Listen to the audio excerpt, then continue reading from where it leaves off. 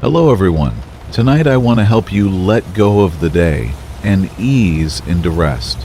I know many of you use these videos to fall asleep, and it means a lot to be part of your nightly routine. So if you haven't already, take a moment to like the video and subscribe. It truly helps. Now, close your eyes and let's begin. Story 1. The Missing Children's Gallery. The highway stretched endlessly before Marcus as he guided his 18-wheeler through the amber glow of another sunset. He had been driving for nearly 15 years, and the familiar rhythm of the road had become his meditation, his escape from the complexities of life back home. The CB radio crackled softly with distant conversations between other drivers, creating a comforting backdrop to his solitary journey. It was on a Tuesday evening in October when Marcus first noticed something peculiar about the truck stops along his route. As he pulled into a rest area outside of Bakersfield, his eyes were drawn to the bulletin board near the entrance. Missing children posters covered every available inch of space, their innocent faces staring out from beneath bold letters that read, "Have you seen me?" The usual collection of flyers and advertisements had been completely obscured by these desperate pleas from families searching for their lost ones. Marcus studied the board with a heavy heart, as any parent would. He recognized some of the faces from his travels over the years, children who had vanished from small towns along his regular routes. There was little Emma Rodriguez, who had disappeared from a playground in New Mexico 3 years ago. Timothy Chen, last seen walking home from school in Nevada. Sarah Williams, who had gone missing from a camping trip in Arizona. Their faces seemed to follow him as he walked toward the diner, their eyes filled with an otherworldly sadness that made his chest tighten with unexplained grief. Inside the truck stop, Marcus ordered his usual coffee and sandwich, trying to shake off the melancholy that had settled over him like a heavy blanket. The waitress, a kind woman named Betty who had served him many times before, noticed his troubled expression. She leaned across the counter and spoke in a voice barely above a whisper, as if sharing a sacred secret. "Those children's faces have been appearing everywhere lately," she said, her eyes darting toward the bulletin board outside. "Drivers been talking about it on their routes. Same faces showing up at truck stops, hundreds of miles apart, sometimes on the same day. Makes you wonder if someone's trying to tell us something." As Marcus returned to his truck that evening, he found himself unable to stop thinking about Betty's words. He settled into a sleeper cabin and tried to rest, but sleep eluded him. Every time he closed his eyes, he saw the faces from the bulletin board, their expressions seeming to shift from sadness to something more urgent, more desperate. It was as if they were trying to communicate something important, something that his conscious mind couldn't quite grasp. The next morning brought another truck stop and another bulletin board filled with missing children's faces. This time, Marcus counted them carefully. 47 children, ranging in age from 5 to 16, all missing from towns along his regular driving routes. What struck him most was the pattern he began to notice in their disappearances. Each child had vanished from locations that were easily accessible from major highways, places where a large truck could come and go without attracting attention. As he continued his journey, Marcus found himself becoming obsessed with documenting these faces. He began taking photographs of each bulletin board he encountered, comparing them to create a comprehensive map of the missing children along his route. The pattern became clearer with each stop. The disappearances formed a trail that followed the exact highways he had been traveling for over a decade, as if someone had been using his route as a hunting ground. The haunting began subtly at first. Marcus would catch glimpses of children in his peripheral vision standing by the roadside or walking along the shoulder of the highway. When he turned to look directly, there would be nothing there but empty landscape stretching toward the horizon. He attributed these sightings to fatigue and the stress of his discovery, but deep down, he knew something more profound was happening. One night, while parked at a rest area in Colorado, Marcus was awakened by the sound of small hands tapping against his truck's exterior walls. The rhythm was gentle but persistent, like raindrops against a window during a summer storm. He peered out through the curtains of his sleeper cabin but saw nothing in the parking lot except other trucks and the soft glow of security lights casting long shadows across the asphalt. The tapping continued for several minutes before gradually fading away, leaving Marcus with a profound sense of longing and loss that he couldn't explain. He found himself wondering if the children were trying to guide him towards some truth, some revelation that could bring peace to their families and justice for their disappearances. As the weeks passed, Marcus began to notice changes in his own behavior and perception. He found himself taking different routes, following impulses that seemed to come from outside his conscious decision-making. These detours led him to discover additional bulletin boards, more faces, and gradually a clearer picture of what might have happened to these lost souls. The children seemed to be leading him on a journey of discovery, using their presence to guide him toward locations where evidence might still remain. Old truck stops that had been abandoned, remote rest areas where few drivers ventured, and forgotten stretches of highway that had been bypassed by newer construction. At each location, Marcus felt their presence more strongly, as if they were grateful for his attention and determination to uncover the truth. One evening, while examining yet another collection of missing children's posters, Marcus noticed something that made his blood run cold. Among the familiar faces was a photograph he recognized from his own past. A little girl named Angela Morrison, who had disappeared 15 years ago from a truck stop where Marcus had made a delivery on his very first week as a professional driver. He remembered the commotion, the police cars, and the frantic search that had consumed the entire area for days. The realization hit him like a physical blow. These children weren't just showing him a pattern of disappearances. They were showing him his own unwitting connection to their tragedies.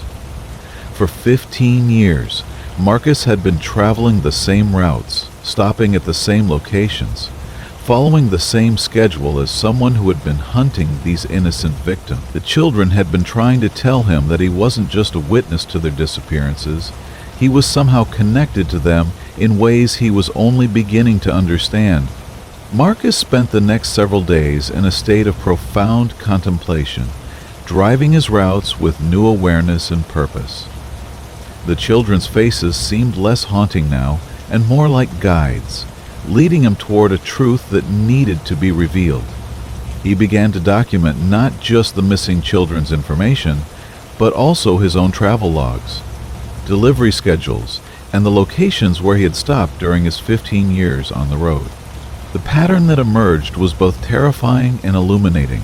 Every single missing child had disappeared from a location that Marcus had visited within 48 hours of their vanishing. The correlation was too precise to be coincidental, yet Marcus knew with absolute certainty that he had never harmed anyone. The children seemed to know this too, for their presence around him felt protective rather than accusatory. Late one night, while parked at the same Colorado rest area where he had first heard the tapping sounds, Marcus experienced the most profound encounter of his journey. As he lay in his sleeper cabin, he heard the gentle sound of a child's voice calling his name.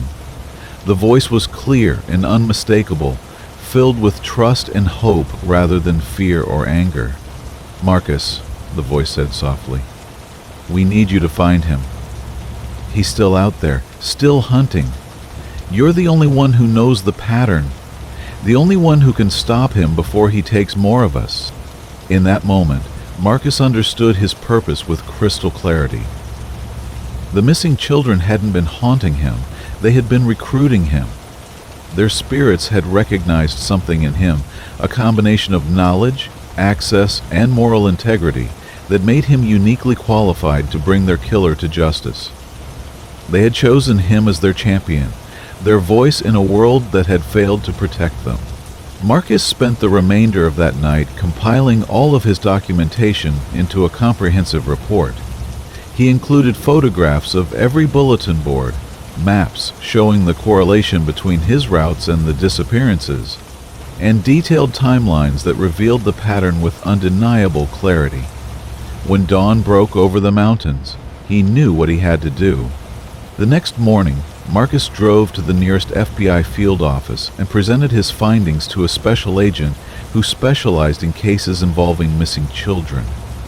The agent listened with growing interest and alarm as Marcus explained his discovery and the supernatural guidance that had led him to the truth.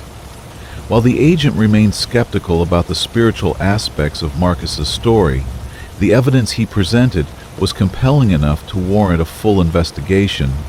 Within weeks, the FBI had identified a suspect, another truck driver who had been following Marcus's exact routes with suspicious precision. The man had been using Marcus's delivery schedule, which was publicly available through the trucking company's dispatch system, to plan his hunting expeditions. He knew that if a child disappeared shortly after Marcus had passed through an area, any investigation would likely focus on the more obvious suspect. The arrest brought closure to dozens of families and prevented countless future tragedies. Marcus continued driving his routes, but now the bulletin board showed fewer fresh faces and more success stories of children who had been found and returned safely to their families. The spirits of the missing children gradually faded from his experience, their mission completed and their rest finally earned. On quiet evenings, when the highway stretched empty before him and the stars shone brightly overhead, Marcus still sometimes felt their presence. But now it was peaceful and grateful, a gentle reminder that even in the darkest circumstances, justice and truth have a way of finding their champion. The road had taught him that some journeys are about more than reaching a destination. They're about answering a calling that comes from beyond the visible world, from souls who refuse to be forgotten until their truth is finally told. Story 2, The Whispering Voices. The first time Carl Morrison heard the voice telling him to turn the wheel hard to the right and drive into oncoming traffic, he assumed it was just fatigue playing tricks on his mind. He had been driving for 16 hours straight, pushing through a delivery deadline that his dispatcher had assured him was critical for maintaining their contract. The voice was soft and persuasive, almost hypnotic in its gentle insistence that steering into the median would bring him the peace he had been seeking for so many years. Carl shook his head vigorously and reached for his thermos of coffee, the bitter liquid providing a sharp contrast to the sweet, seductive quality of the voice that continued to whisper in his ear. He rolled down the windows of his cab, letting the cool night air rush through the interior and hoping that the change in atmosphere would clear whatever cobwebs had settled in his mind. The voice faded gradually, leaving behind only the familiar sounds of his diesel engine and the rhythmic hum of tires against asphalt. He had been driving professionally for over 20 years, and Carl prided himself on his safety record. Not a single accident, not even a minor fender bender or a citation for speeding. His dedication to safe driving practices had earned him recognition from his company and respect from his fellow drivers. The idea that his own mind would betray him with thoughts of deliberately causing harm was so foreign to his nature that he dismissed the experience as nothing more than an isolated incident brought on by exhaustion. But the voices returned the following week, during another long haul across the desert highways of Nevada. This time, there were multiple voices, a chorus of different tones and ages, all unified in their gentle encouragement for Carl to make small adjustments to his steering that would result in catastrophic consequence. They spoke with the voices of his deceased mother, his high school sweetheart, and even his own voice from years past, creating a symphony of familiar comfort that made their deadly suggestions seem almost reasonable. Just a little to the left, Carl, his mother's voice whispered with the same loving tone she had used to guide him through childhood fears. It's time to come home, sweetheart. No more lonely roads, no more empty truck stops, no more sleeping in parking lots while the world moves on without you. The voice of his high school sweetheart, Sarah, joined the chorus with words that tugged at his heart. Remember how happy we were before you chose the road over our future together? You could have that happiness again, Carl. All you have to do is stop fighting so hard to stay in this world that never really wanted you anyway. Carl found himself gripping the steering wheel so tightly that his knuckles turned white, his body trembling with the effort required to resist the increasingly persuasive arguments being presented by these familiar voices. He began talking back to them, engaging in conversations that would have appeared to be the ravings of a madman to any observer, but which felt like the most important negotiations of his life. "I'm not ready to give up," he said aloud, his voice echoing in the cab. "There are still places I haven't seen, still deliveries to make, still people depending on me to get their goods where they need to be. I may be lonely sometimes, but that doesn't mean my life doesn't have value." The voices responded with patience and understanding, never becoming angry or demanding, but simply continuing their gentle persistence. They painted pictures of reunion with lost loved ones, of rest from the constant pressure and responsibility, of escape from the aching loneliness that had become his constant companion during long nights on the road, so compelling and so lovingly presented that Carl began to understand how someone could be convinced to surrender to their suggestions. As the weeks passed, Carl developed a complex relationship with these voices. During daylight hours, when traffic was heavy and his mind was occupied with the practical concerns of navigation and delivery schedules, the voices remained largely silent, but as evening approached and the highways emptied, they would begin their whispered campaign, growing stronger and more insistent as the night deepened. Carl began to research the phenomenon, spending his downtime in truck stop parking lots reading about auditory hallucinations, sleep deprivation psychosis, and the psychological effects of long-term isolation.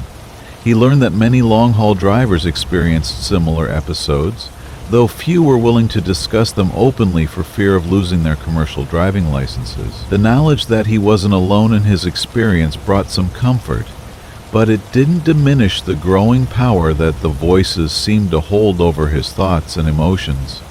During one particularly difficult night in Montana, the voices changed their approach entirely. Instead of encouraging him to harm himself, they began suggesting that he use his truck as a weapon against other drivers who had wronged him over the years. They reminded him of every slight, every discourtesy, every moment of disrespect he had endured from other motorists, building a case for righteous vengeance that was as seductive as it was terrifying. "That sedan that cut you off in Denver last month," his own voice whispered with cold logic. The driver never even looked back, never acknowledged the danger he created. He's probably still out there, still endangering other drivers, still believing that his time is more valuable than everyone else's safety. You could teach him a lesson, Carl. You could make sure he never endangers another trucker again. The suggestion filled Carl with a rage that seemed to come from outside his own emotions, a fury that felt foreign and imposed rather than genuinely felt. He recognized this as perhaps the most dangerous development yet in his ongoing battle with these mysterious voices. They had moved beyond simple self-destructive suggestions to actively trying to turn him into a threat to others, transforming his natural protective instincts into weapons of aggression. Carl made the difficult decision to seek professional help, despite the potential consequences for his career. He scheduled an appointment with a psychiatrist who specialized in occupational mental health, driving several hundred miles out of his way to reach the doctor's office in a city where he was unlikely to encounter anyone from his professional circle. The session was both illuminating and disturbing as the doctor explained the various factors that could contribute to command hallucinations in long-haul drivers. Chronic sleep deprivation, social isolation, irregular eating patterns, and the constant stress of deadline pressure create a perfect storm for psychological breakdown, the doctor explained in a calm, clinical tone. Your brain is essentially creating companions to ease the loneliness, but these companions are manifestations of your own suppressed anxieties and fears. They represent your mind's attempt to find an escape from circumstances that have become unbearable. The doctor prescribed medication to help regulate Carl's sleep patterns and reduce the frequency of hallucinations, but he also recommended significant changes to Carl's lifestyle and work habits: more frequent breaks, better nutrition, regular exercise, and most importantly, finding ways to maintain meaningful human connections despite the isolating nature of his profession. Carl implemented these changes gradually, but the voices didn't disappear immediately. Instead, they seemed to adapt to his new routines, finding ways to work around the medication and the improved self-care practices. They became more subtle in their approach, weaving their suggestions into seemingly innocent observations about traffic conditions or road hazards. A comment about black ice on a bridge would be accompanied by a whispered suggestion that losing control might not be entirely accidental. An observation about construction zones would include gentle encouragement to ignore the warning signs and maintain his speed.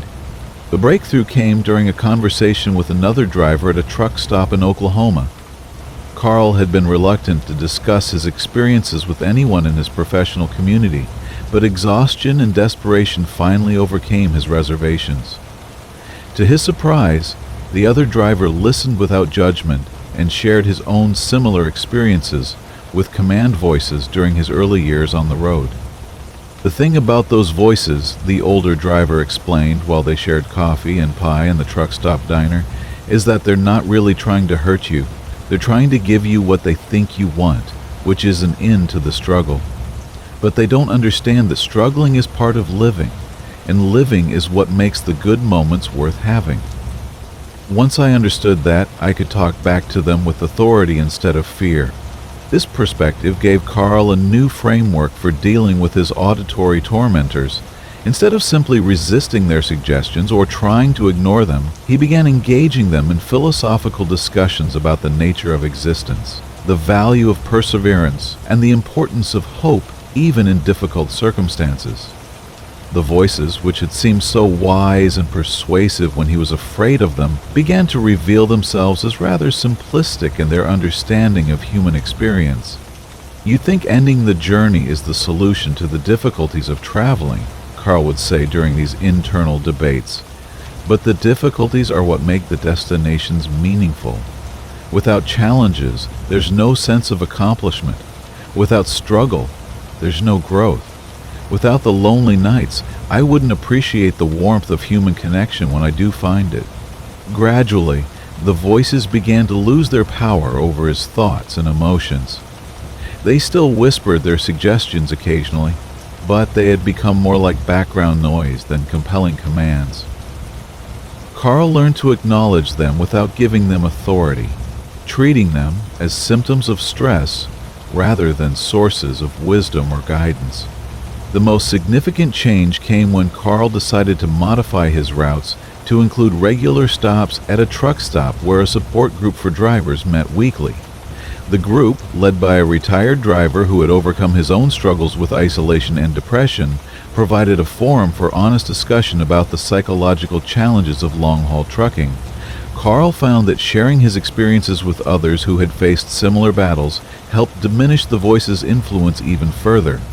"The road can be a lonely place," the group leader often said, "but loneliness is different from being alone. Loneliness is a choice, a habit of mind that we can change by reaching out and connecting with others. The voices you hear aren't your enemies, they're your mind's way of telling you that you need more human connection in your life." Through the support group, Carl developed friendships with other drivers who shared his routes, creating an informal network of mutual support and companionship. They would check in with each other via CB radio during long stretches of highway, share meals at truck stops, and even coordinate their schedules to travel together when possible. These connections provided the human contact that his mind had been craving, reducing the psychological pressure that had given birth to the command voices. Years later, Carl would reflect on his experience with the voices as a turning point in his life and career. They had forced him to confront the unhealthy isolation that had gradually consumed his existence, leading him to make changes that ultimately improved not just his mental health, but his overall quality of life. He began speaking at trucking industry conferences about mental health awareness, helping other drivers recognize the warning signs of psychological distress, and encouraging them to seek help before their situation became critical. The voices still visited him occasionally during particularly stressful periods or when he fell back into old patterns of poor self-care, but they no longer held any power over his actions. Carl had learned to hear them as reminders to pay attention to his mental and emotional needs, rather than as commands to be obeyed. The highway that had once seemed like a pathway to destruction had become a journey of self-discovery and healing, teaching him that even the most frightening internal experiences can become sources of wisdom and growth when faced with courage and understanding. Story 3. The Mirror's Deception. Thomas Wade had always prided himself on being a practical man, someone who dealt with the concrete realities of freight schedules, weather conditions, and mechanical maintenance, rather than dwelling on abstract concerns or supernatural nonsense.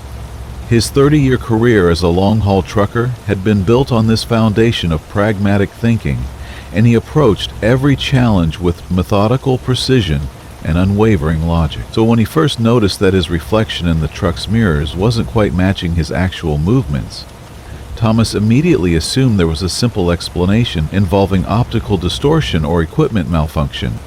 It began on a humid August morning in Louisiana, as Thomas was conducting his routine pre-trip inspection of his 18-wheeler. He stood beside the passenger side mirror, adjusting his baseball cap and checking his appearance before beginning another long day on the road.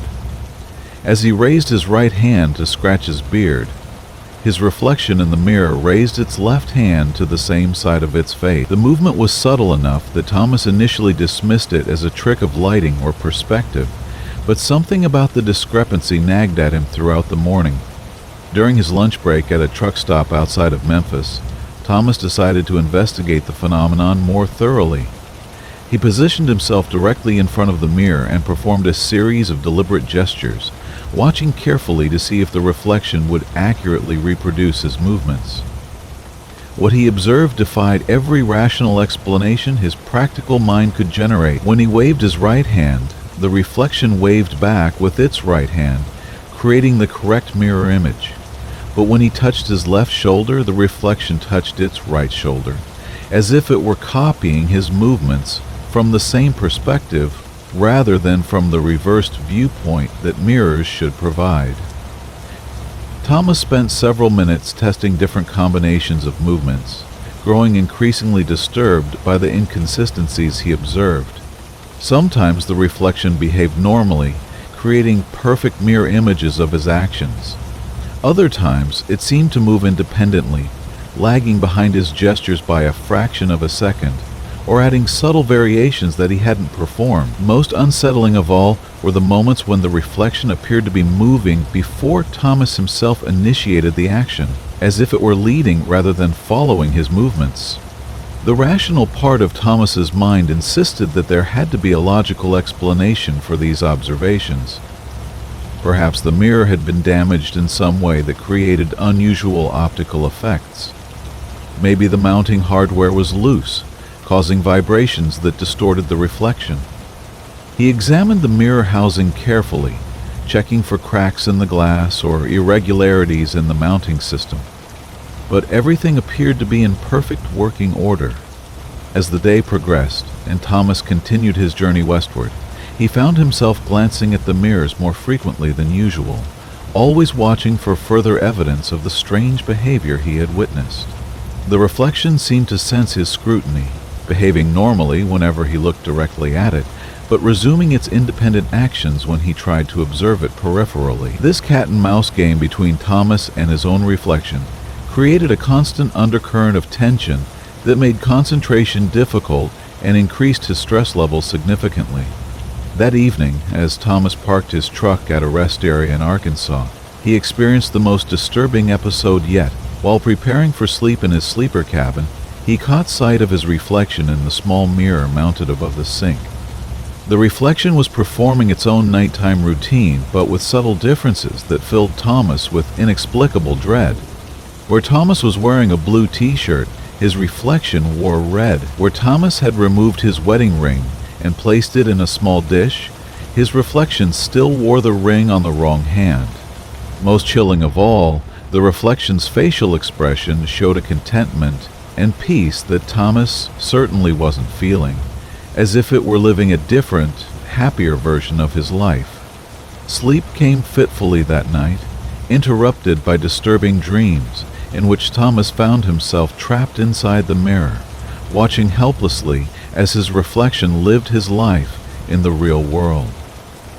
In the dream, he pounded against the glass barrier, trying to alert the outside world to the deception taking place.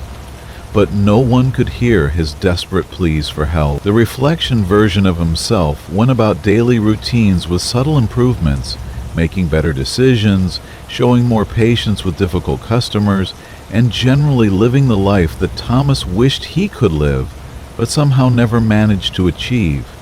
When morning came, Thomas was almost afraid to look in the mirrors, but professional necessity required him to complete his pre-trip inspection regardless of his personal anxieties. The reflection appeared normal during the daylight hours, faithfully reproducing his movements and expressions without any of the disturbing variations he had observed the previous day. Thomas began to hope that whatever had been causing the phenomenon had resolved itself naturally, perhaps due to temperature changes or some other environmental factor. But as evening approached and the shadows began to lengthen across the highway, the mirror's behavior resumed its disturbing pattern. During a fuel stop in Oklahoma, Thomas watched in fascination and horror as his reflection engaged in conversations with other truckers, while Thomas himself stood silently pumping diesel. The reflection appeared animated and friendly, gesturing enthusiastically and apparently sharing jokes that Thomas could see were well received by the other driver. Meanwhile, Thomas felt increasingly isolated and disconnected from the social interactions taking place around him. The realization dawned on him gradually that the reflection wasn't just moving independently, it was living independently, existing as a separate entity that shared his appearance, but possessed its own personality and motivations. This revelation brought with it a host of disturbing questions about the nature of identity and consciousness. If his reflection could exist separately from him, which one was the real Thomas Wade? Was he observing an alternate version of himself from a parallel dimension? Or was he himself the reflection of someone else's more authentic existence? Thomas began to notice that people responded differently to him depending on whether they were looking directly at him or at his reflection in mirrors or windows. Waitresses at truck stops seemed warmer and more attentive when serving him at tables positioned where they could see his reflection in the large windows. Other drivers appeared more willing to engage in conversation when they encountered him near his truck, where his reflection was visible in the polished chrome surfaces. The pattern suggested that his reflection projected a more appealing version of his personality, one that was more confident, more approachable, and more socially skilled than Thomas felt himself to be. This created a feedback loop of increasing self-doubt and social anxiety, as Thomas began to rely on his reflection's superior social abilities while simultaneously resenting his dependence on what he saw as a false representation of his true self. Late one night, while parked at a truck stop in New Mexico, Thomas decided to confront his reflection directly. He positioned himself in front of the large mirror mounted on the wall of the public restroom and began speaking to his reflection as if it were a separate person. To his surprise, the reflection appeared to respond, its lips moving in patterns that didn't match Thomas's own speech, as if it were engaged in a conversation that only it could hear. "What are you?" Thomas asked aloud, feeling slightly foolish but desperate for answers. "Are you me? Or am I you? Or are we both something else entirely?" The reflection's expression changed to one of profound sadness, and Thomas had the distinct impression that it was trying to communicate something important, but was constrained by the limitations of their shared existence. The reflection pointed to itself, then to Thomas, then gestured in a way that suggested unity or connection. It seemed to be trying to convey that they were two aspects of the same person, separated by some unknown force or circumstance, but still fundamentally linked.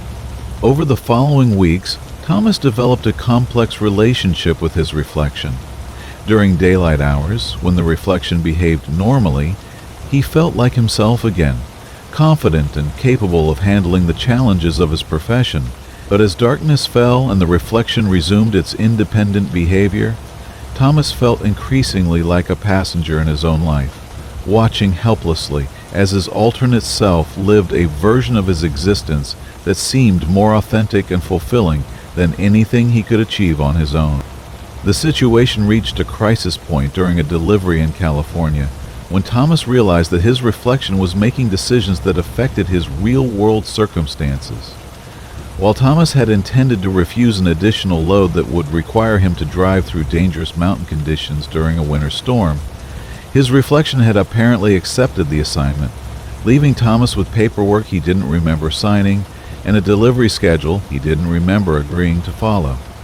This discovery forced Thomas to confront the possibility that his reflection wasn't just observing his life or living alongside it, it was actively interfering with his decision-making processes and potentially putting him in danger.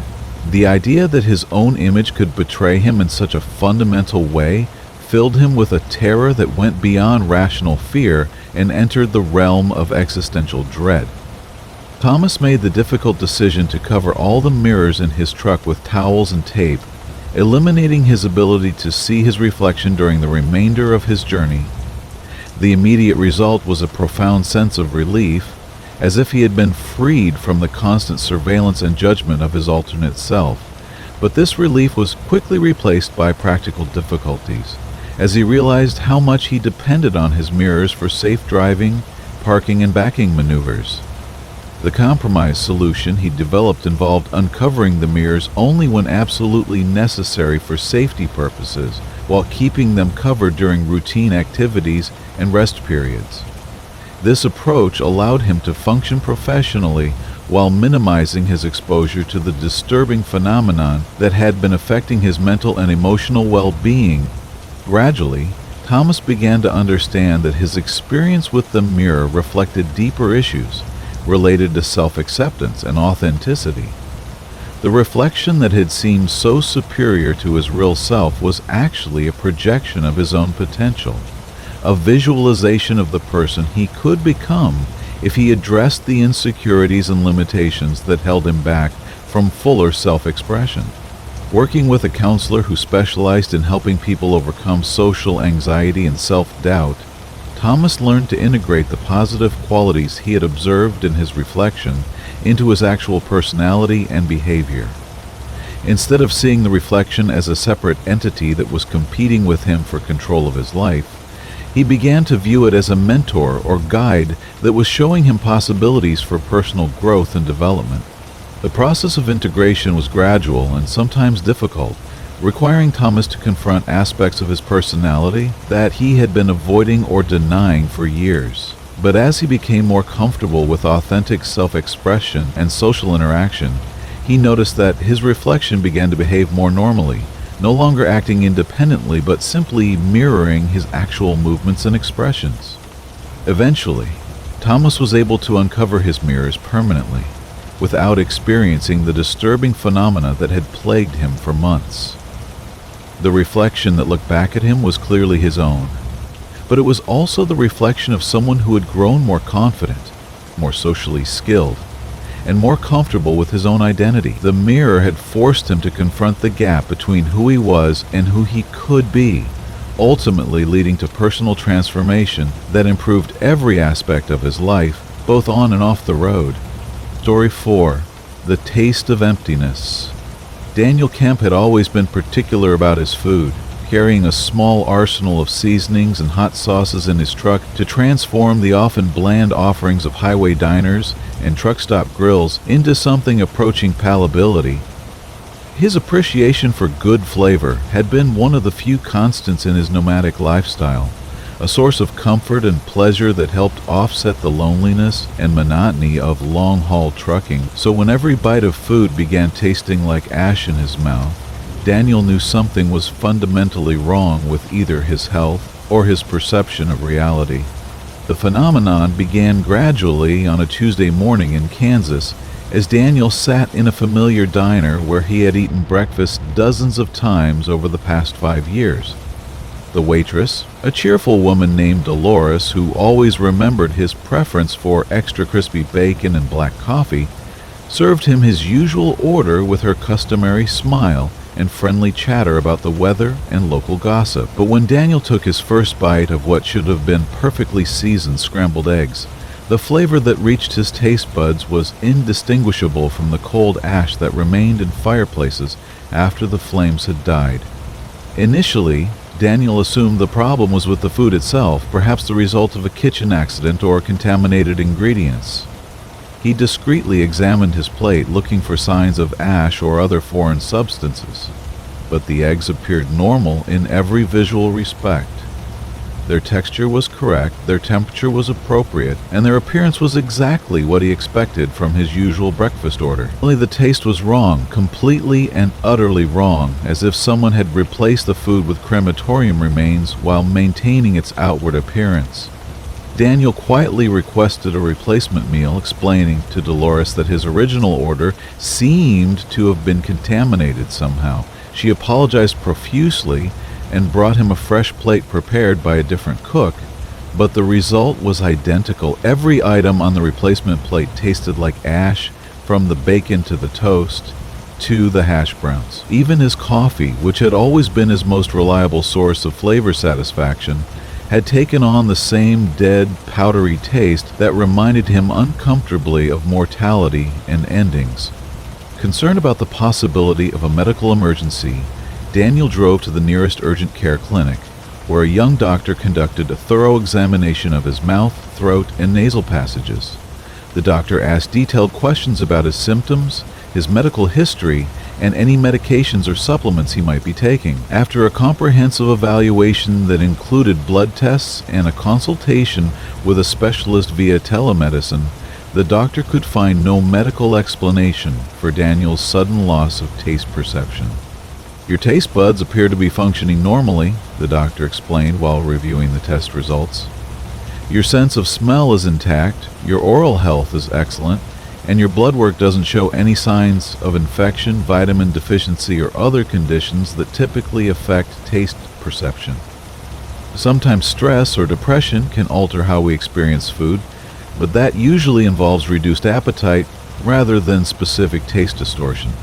Despite the doctor's reassurances about his physical health, Daniel's condition continued to worsen as the days passed.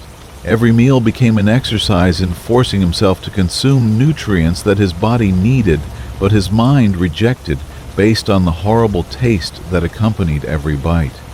The ash flavor was consistent across all foods, regardless of their actual composition, preparation method, or source.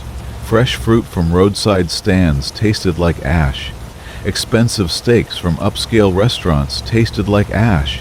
Even candy and ice cream, foods with such strong flavors that they should have overwhelmed any competing taste, were rendered inedible by the persistent ashy coating that seemed to coat his tongue and palate. The psychological impact of this condition proved to be as devastating as the physical consequences. Food had always been one of Daniel's primary sources of pleasure and comfort during his solitary journeys across the country. The ritual of discovering new restaurants, sampling regional specialties, and enjoying well-prepared meals had provided structure and anticipation to his otherwise routine existence. Without the ability to taste food properly, eating became nothing more than a mechanical necessity, a chore to be endured rather than an experience to be savored. Daniel's appetite diminished rapidly as his brain began to associate all food with the unpleasant ash taste, creating a negative feedback loop that made each meal more difficult than the last. He found himself losing weight at an alarming rate as his body struggled to maintain proper nutrition without the psychological satisfaction that normally accompanied eating. Sleep became his only escape from the constant reminder of his altered perception. But even his dreams began to be invaded by images of ash-covered landscapes and the taste of burned remains. He would wake with a flavor already coating his mouth, as if his subconscious mind had been dwelling on the phenomenon throughout the night. The boundary between sleeping and waking experiences became increasingly blurred as the ash taste became a constant presence in his consciousness.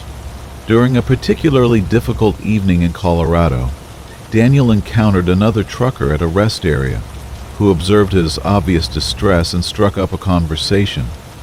The older driver, a weathered man named Frank who had been on the road for over 30 years, listened with surprising understanding as Daniel described his bizarre condition. Instead of dismissing the story or suggesting medical solutions that Daniel had already pursued, Frank nodded knowingly and shared his own theory about the phenomenon. "I've heard about this before," Frank said quietly, glancing around to ensure their conversation remained private. "Always happens to drivers who've been on the road for a long time, usually during periods of major life changes or losses. The way I understand it, the ash taste isn't really about food at all. It's about everything in your life, starting to feel dead and empty, like you're just going through the motions without any real purpose or meaning." Frank's words resonated with Daniel in ways that medical explanations had not. The ash taste had indeed begun shortly after Daniel received news that his ex-wife had remarried and moved across the country with his teenage daughter, effectively ending his hopes for reconciliation and reducing his already limited contact with his child to occasional phone calls and holiday visits. The timing wasn't coincidental. It was symbolic of his growing sense that his life had been reduced to meaningless routines and empty relationships. As Daniel reflected on Frank's insight, he began to notice correlations between the intensity of the ash taste and his emotional state. During moments when he felt particularly lonely or disconnected from meaningful human contact, the taste became almost overwhelming, making it nearly impossible to eat anything at all. Conversely, during rare moments of genuine happiness or social connection, the taste would fade slightly, allowing him to enjoy small portions of food with something approaching normal flavor perception. This pattern suggested that the ash taste was indeed psychological rather than physical in origin, a manifestation of his mind's attempt to process feelings of emptiness and meaninglessness that he had been suppressing for years.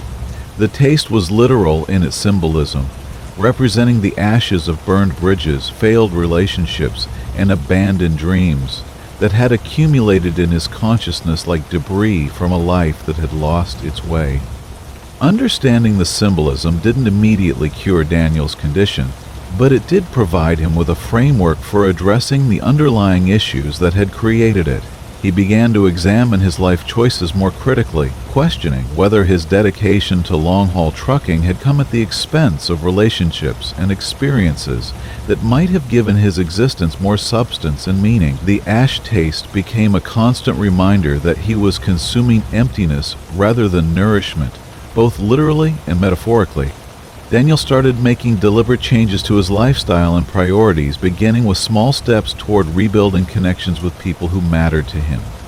He arranged his schedule to spend more time with his daughter during her school breaks, even though it meant turning down lucrative long-distance hauls that would have kept him away from home for weeks at a time. He joined online communities for truckers dealing with isolation and depression, finding comfort in shared experiences and mutual support from others who understood the unique challenges of his profession. The process of reconnecting with meaningful relationships and activities was gradual and sometimes painful, requiring Daniel to confront aspects of his personality and lifestyle that had contributed to his isolation.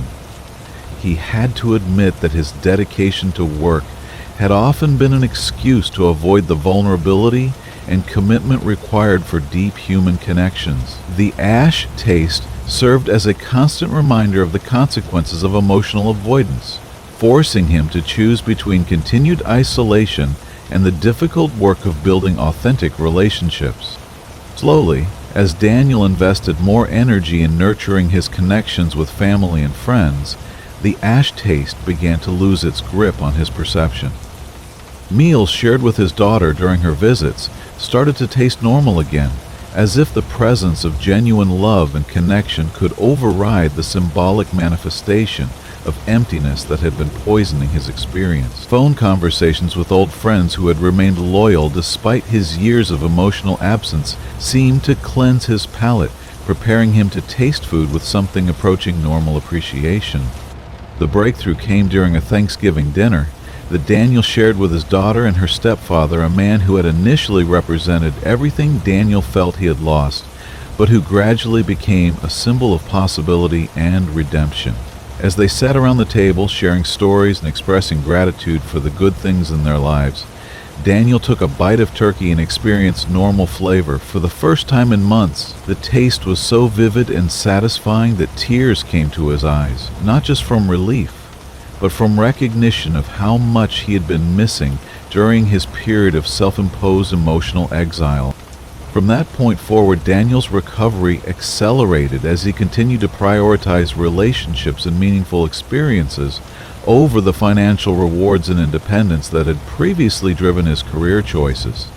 The ash taste became an early warning system that alerted him when he was slipping back into patterns of isolation and emotional numbness, encouraging him to reach out to others and invest in activities that brought genuine satisfaction rather than mere distraction. Years later, Daniel would describe his experience with the ash taste as a gift disguised as a curse, a wake-up call that forced him to examine the emptiness that had gradually consumed his life and motivated him to make changes that ultimately led to greater happiness and fulfillment. Food became enjoyable again, not just because his taste perception returned to normal, but because meals became opportunities for connection and shared experience rather than solitary necessities to be endured alone. Story 5. The Blurring of Worlds. Rebecca Santos had always been a vivid dreamer, experiencing nocturnal adventures that were so detailed and emotionally compelling that she often woke feeling as though she had lived entirely separate lives during her sleeping hours. This gift for rich dream experiences had been a source of entertainment and creativity throughout her 15-year career as a long-haul trucker, providing her with mental escapes from the routine realities of highway driving and freight delivery schedules. But when the boundaries between her dreams and waking life began to dissolve, Rebecca discovered that her greatest source of mental refuge had transformed into something far more unsettling and dangerous. The phenomenon began subtly during a cross-country haul from California to Florida, as Rebecca found herself unable to determine whether certain recent experiences had occurred during her waking hours or while she slept in her truck's sleeper cabin.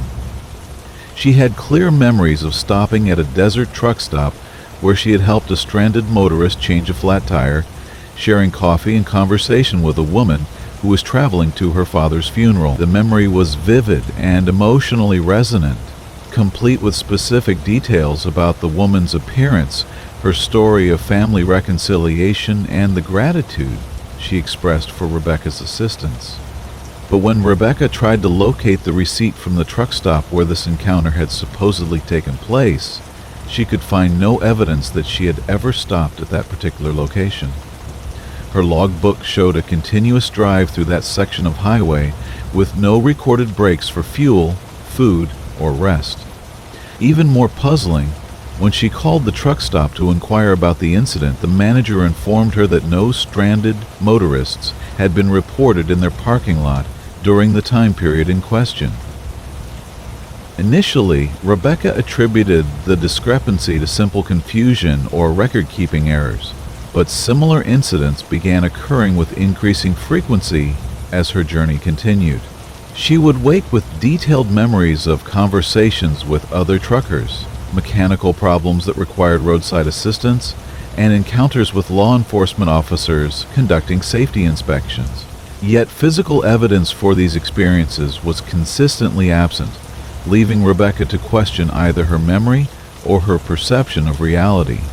The most disturbing episode occurred near the Texas-Louisiana border, where Rebecca had a crystal-clear recollection of witnessing a serious accident involving multiple vehicles and staying at the scene to provide assistance until emergency responders arrived.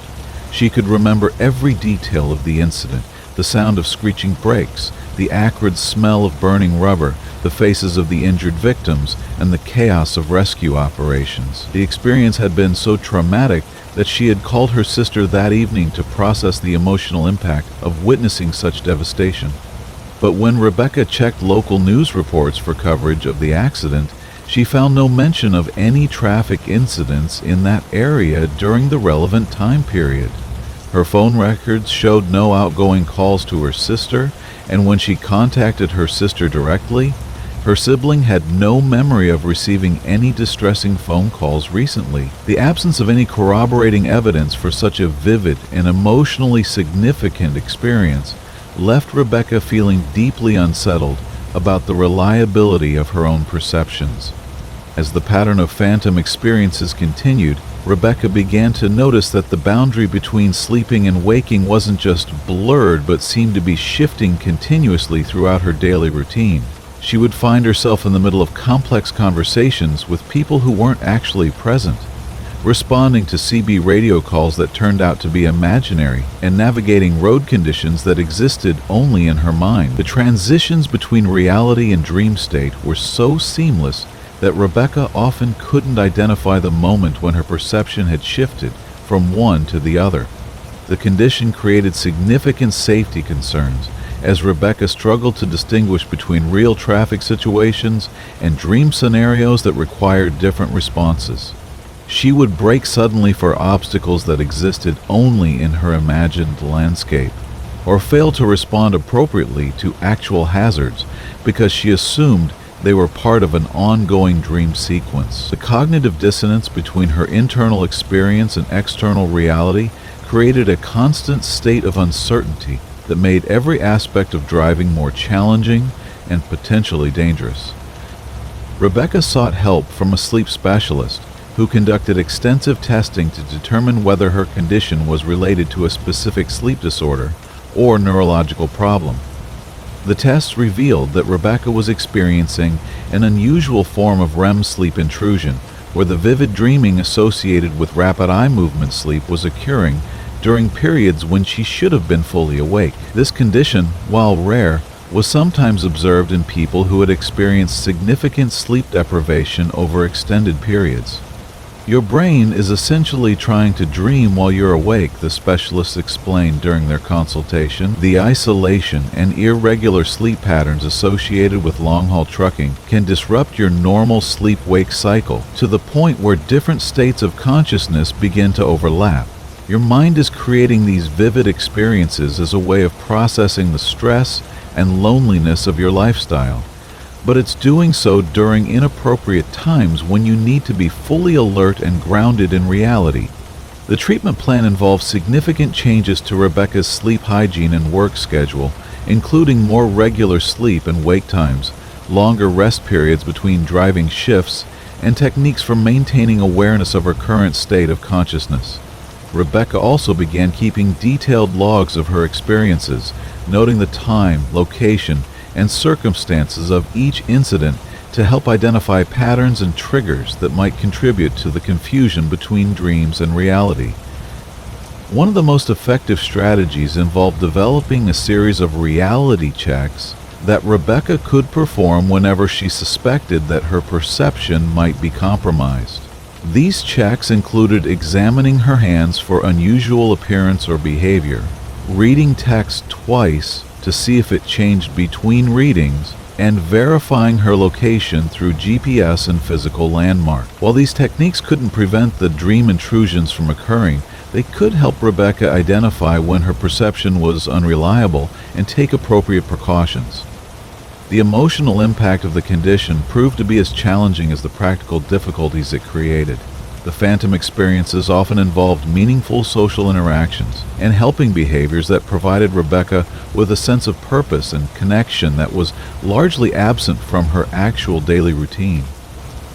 Learning that these satisfying experiences weren't real forced her to confront the extent of her loneliness and her deep need for meaningful human relationship. Rebecca began to understand that her mind was creating the rich social experiences she craved but couldn't find in her isolated professional environment.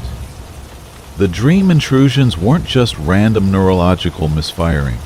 They were purposeful compensations for the emotional and social deprivation that had become chronic features of her lifestyle. This insight led her to make significant changes in how she structured her work and personal life to include more genuine human connection and social engagement. She started coordinating her routes with other drivers she had met through online trucking communities, creating opportunities for shared meals, conversation, and mutual support during long journeys.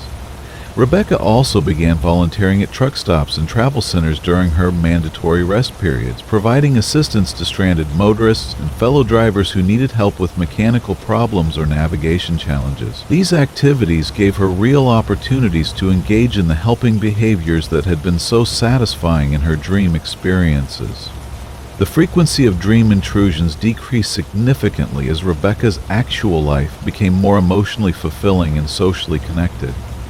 When they did occur, she was better equipped to recognize them quickly and respond appropriately without compromising her safety or well-being. The vivid dreaming that had once been a source of confusion and danger was gradually restored to its proper place as a nighttime phenomenon that enhanced her rest rather than disrupting her waking consciousness.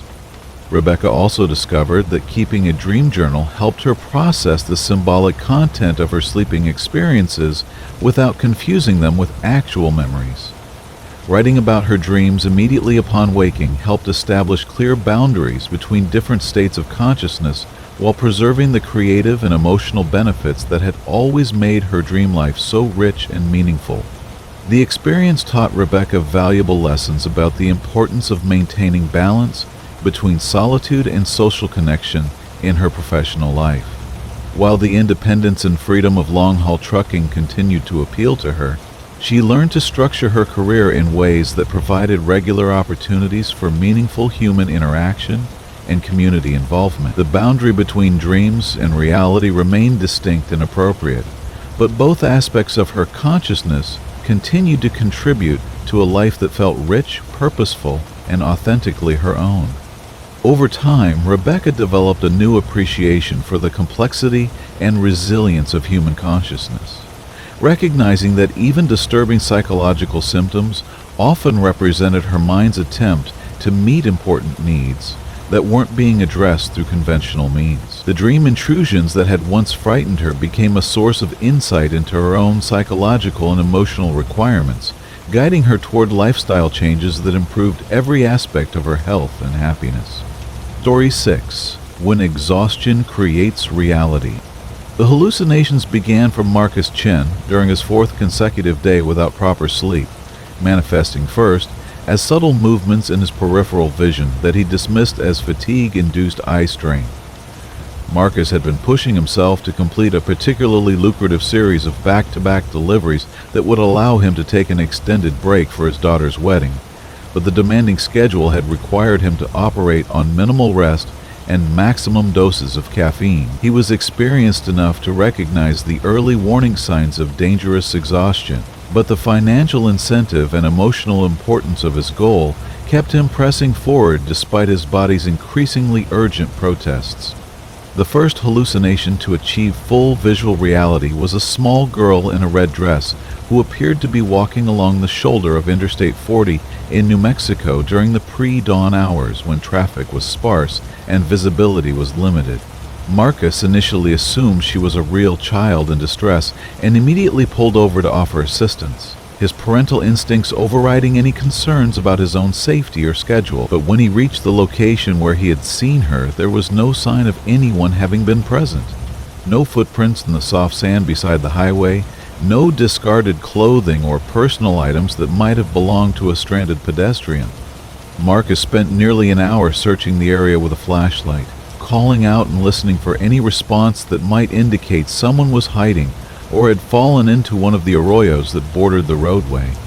The complete absence of any evidence for the child's existence forced him to confront the possibility that his exhausted mind was creating perceptions that had no basis in external reality. This realization filled him with profound unease, as he had always prided himself on his ability to maintain professional competence regardless of challenging circumstances. Despite his growing awareness that the girl had been a hallucination, Marcus found it impossible to simply dismiss the experience and continue his journey. The image of a lost child had triggered every protective instinct he possessed, and the possibility that he might encounter other people in distress created a moral dilemma that his exhausted mind struggled to resolve. If his hallucinations could create such compelling and emotionally charged scenarios, how could he trust his judgment about what was real and what required his intervention?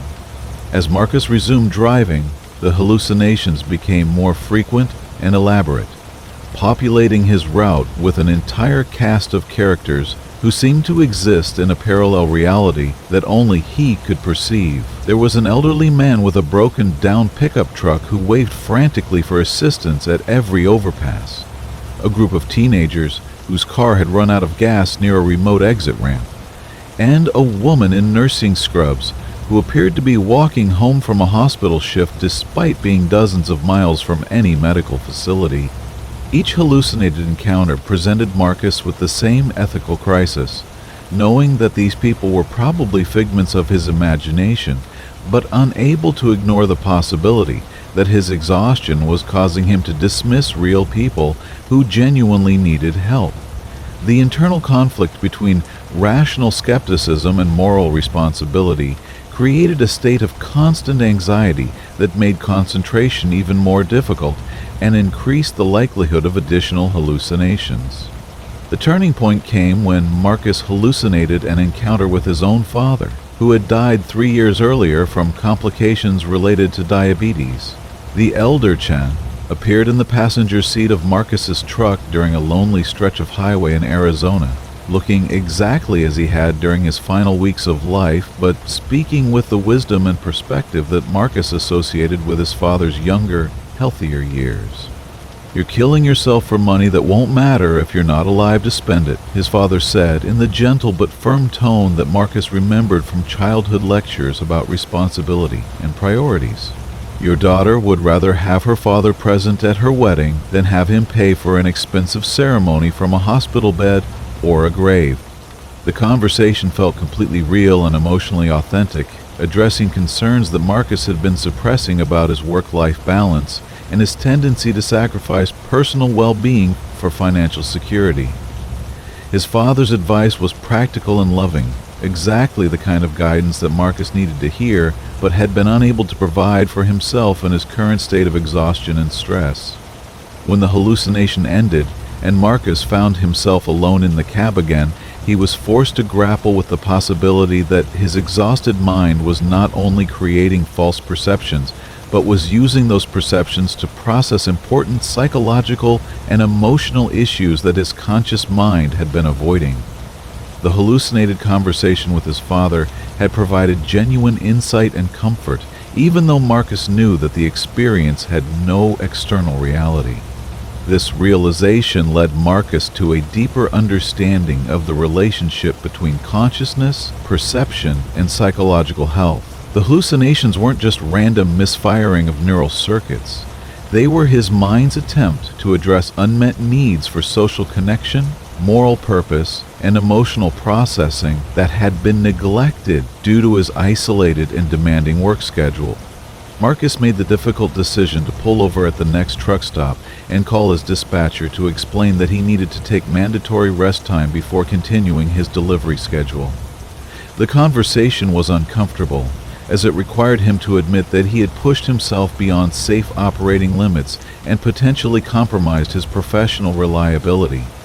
But the alternative, continuing to drive while experiencing vivid hallucinations, posed unacceptable risks to himself and other motorists. During his extended rest period, Marcus experienced the most intensive series of hallucinations of his entire journey. His sleeper cabin seemed to transform into a gathering place where family members, old friends, and significant figures from his past came to visit and share conversations that felt more real and meaningful than most of his actual daily interactions. These encounters allowed him to process grief about his father's death, anxiety about his daughter's upcoming wedding, and loneliness about his increasingly isolated lifestyle. The hallucinations served as a form of psychological therapy, providing Marcus with opportunities to explore emotions and relationships that he had been avoiding due to the demands of his work schedule and his own reluctance to appear vulnerable or needy. Through conversations with hallucinated versions of important people in his life, Marcus gained insights into his own values, priorities, and emotional needs that had been obscured by years of focusing primarily on financial and professional goals. When Marcus finally woke from his extended sleep period, the hallucinations had ceased completely, but their impact on his perspective and decision-making remained profound.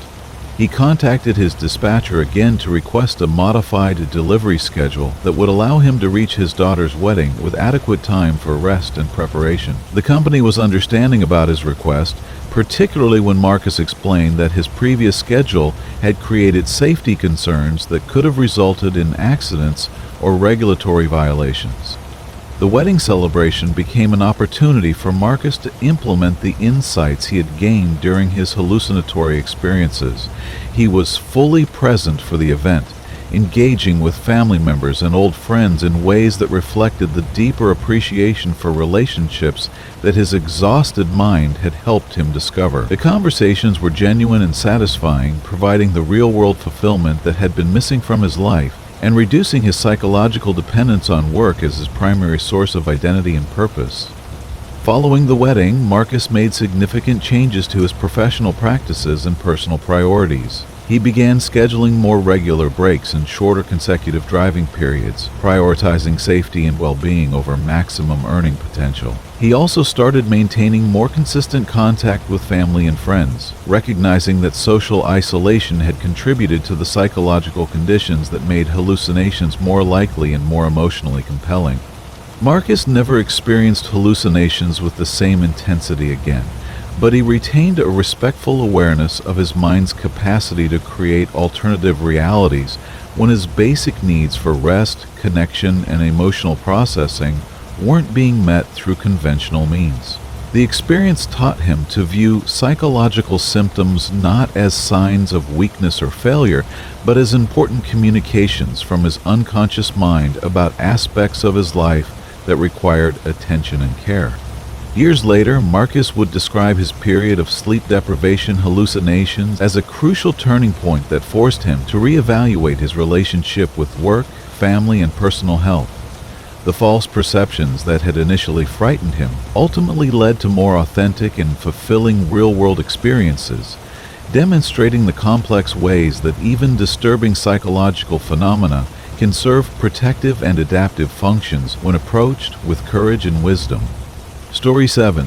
The Truck's Confessions. The first time Samuel Wright heard his truck speaking his deepest secrets aloud, he assumed that exhaustion had finally caught up with him after 30 years of long-haul driving across the endless highways of America. The voice emerged from somewhere deep within the cab during a lonely midnight stretch through Montana, speaking in a mechanical whisper that seemed to emanate from the dashboard, the seat cushions, and the very steel frame that surrounded him. But unlike the auditory hallucinations that other drivers had described during late-night conversations at truck stops, this voice knew things about Samuel's past that no one else could possibly know, secrets that he had never shared with another living soul. "You never told anyone about the money you found in your stepfather's jacket pocket the night he died," the voice said in a tone that was neither accusatory nor sympathetic, simply matter-of-fact in its revelation of truth. $800 in 20s and 50s that should have gone to your mother for the funeral expenses, but you kept it because you thought he owed you that much for all the years of beatings and humiliation. Samuel's hands tightened on the steering wheel as a cold sweat broke out across his forehead. The incident the voice described had occurred 25 years ago, and Samuel had never spoken of it to anyone, not even during the therapy sessions he had attended to deal with his childhood trauma. He had rationalized his decision at the time by telling himself that his stepfather's debts and drinking had cost the family far more than $800 over the years, but the guilt had nonetheless followed him through every major decision and relationship of his adult life. The truck continued its mechanical confession, revealing details about Samuel's private thoughts, hidden fears, and shameful behaviors with an accuracy that defied rational explanation. It spoke about the affair he had conducted during the early years of his marriage, the lies he had told to avoid responsibility for a minor accident that had damaged another driver's vehicle, and the cruel thoughts he harbored about people whose misfortunes he witnessed during his travels. Remember the family with the broken-down minivan outside of Tucson last summer? The voice continued relentlessly. You drove past without stopping because you assumed they were illegal immigrants and you didn't want to get involved with anything that might bring police attention. But you knew that father was desperate to get his sick child to a hospital, and you chose your own convenience over their emergency. Each revelation cut deeper than the last, forcing Samuel to confront aspects of his character that he had successfully hidden from others and largely ignored in his own self-reflection. The truck seemed to possess access to every moment of moral failure, every instance of selfishness or cowardice, every thought or action that contradicted the decent, hard-working image that Samuel projected to the world. As the nights passed and the confessions continued, Samuel began to understand that the voice wasn't randomly selecting incidents from his past, but was following a purposeful pattern that revealed the gradual erosion of his moral compass over the years. The truck was telling the story of how small compromises and rationalized selfishness had accumulated into a character that was far less admirable than Samuel wanted to believe. The psychological impact of these nightly revelation sessions was devastating to Samuel's self-esteem and emotional stability. Sleep became impossible as he lay in his sleeper cabin, waiting for the truck to resume its mechanical enumeration of his failures and shortcomings. He found himself driving in a state of constant anxiety, wondering what embarrassing or shameful incident would be the next to be exposed by his apparently omniscient vehicle. Samuel considered the possibility that the stress and isolation of his profession had finally caused him to experience a complete psychological breakdown, manifesting as auditory hallucinations that reflected his own suppressed guilt and self-criticism. But the voice's knowledge of specific details that Samuel himself had forgotten suggested that something more complex was occurring than simple mental illness or fatigue-induced confusion. During a fuel stop in Colorado, Samuel met another driver who listened with surprising understanding as Samuel cautiously described his experiences with the confessing truck. Instead of dismissing the story as evidence of mental instability, the older driver nodded knowingly and shared his own theory about what might be happening. Trucks absorb everything, the man explained while they shared coffee in the Travel Center diner. All the conversations, all the thoughts, all the emotions that happen inside them over the years. Sometimes, when a driver's been carrying too much guilt or shame for too long, the truck starts reflecting it back like a mirror. It's not trying to punish you, it's trying to help you deal with stuff you've been avoiding. This perspective gave Samuel a new framework for understanding his experiences. Instead of viewing the truck's confessions as attacks on his character, he began to see them as opportunities for honest self-examination and potential redemption. The voice was forcing him to confront truths about himself that he had been avoiding, but confrontation was the first step toward change and growth. Samuel started responding to the truck's revelations with his own spoken acknowledgments of wrongdoing and commitments to better behavior in the future. These conversations felt strange and one-sided, but they provided a forum for processing guilt and shame that had been festering in his psyche for decades, without any outlet for resolution or healing. "You're right about the money," Samuel said aloud during one of these sessions. "I stole it because I was angry and hurt, but that doesn't justify taking something that wasn't mine. I should have given it to my mother like I knew was right. I'll find a way to make up for that mistake, maybe by helping other families who are struggling with funeral expenses." The truck's response to these acknowledgments was subtle, but noticeable. The mechanical voice became less harsh and judgmental, taking on a tone that was more supportive and encouraging. It began to balance its revelations of past failures with reminders of moments when Samuel had acted with kindness, courage or integrity, painting a more complete picture of his character that included both shadows and light. As Samuel continued to engage in honest dialogue with his confessing truck, he found that the experience was gradually transforming from a source of torment into a process of genuine healing and self-improvement. The voice was helping him identify patterns of behavior that had been undermining his relationships and self-respect, while also encouraging him to recognize his capacity for positive change and moral growth. The breakthrough came when the truck began helping Samuel plan specific actions he could take to address some of the wrongs he had committed or witnessed during his years on the road. It provided detailed information about how to contact people he had wronged, suggested charitable organizations that could benefit from his time and resources, and offered practical advice about how to develop better habits of empathy and social responsibility. Samuel followed through on many of these suggestions, reaching out to apologize for past mistakes, volunteering at truck stops to help stranded motorists, and making anonymous donations to causes that addressed problems he had previously ignored. Each positive action seemed to reduce the intensity and frequency of the truck's confessions, as if his efforts toward redemption were gradually satisfying whatever force or consciousness was driving the phenomenon. The most significant change occurred when Samuel used his experience with the confessing truck as the foundation for starting a support group for drivers who were struggling with guilt, depression, or other psychological challenges related to their profession. The group met regularly at truck stops along major routes, providing a forum for honest discussion about moral conflicts, ethical dilemmas, and personal failures that drivers had been carrying alone. Samuel discovered that his experience with the confessing truck was far from unique, though few drivers had been willing to discuss such incidents openly until he created a safe space for sharing. Many participants reported similar encounters with supernatural or psychological phenomena that had forced them to confront hidden aspects of their characters and behavior patterns.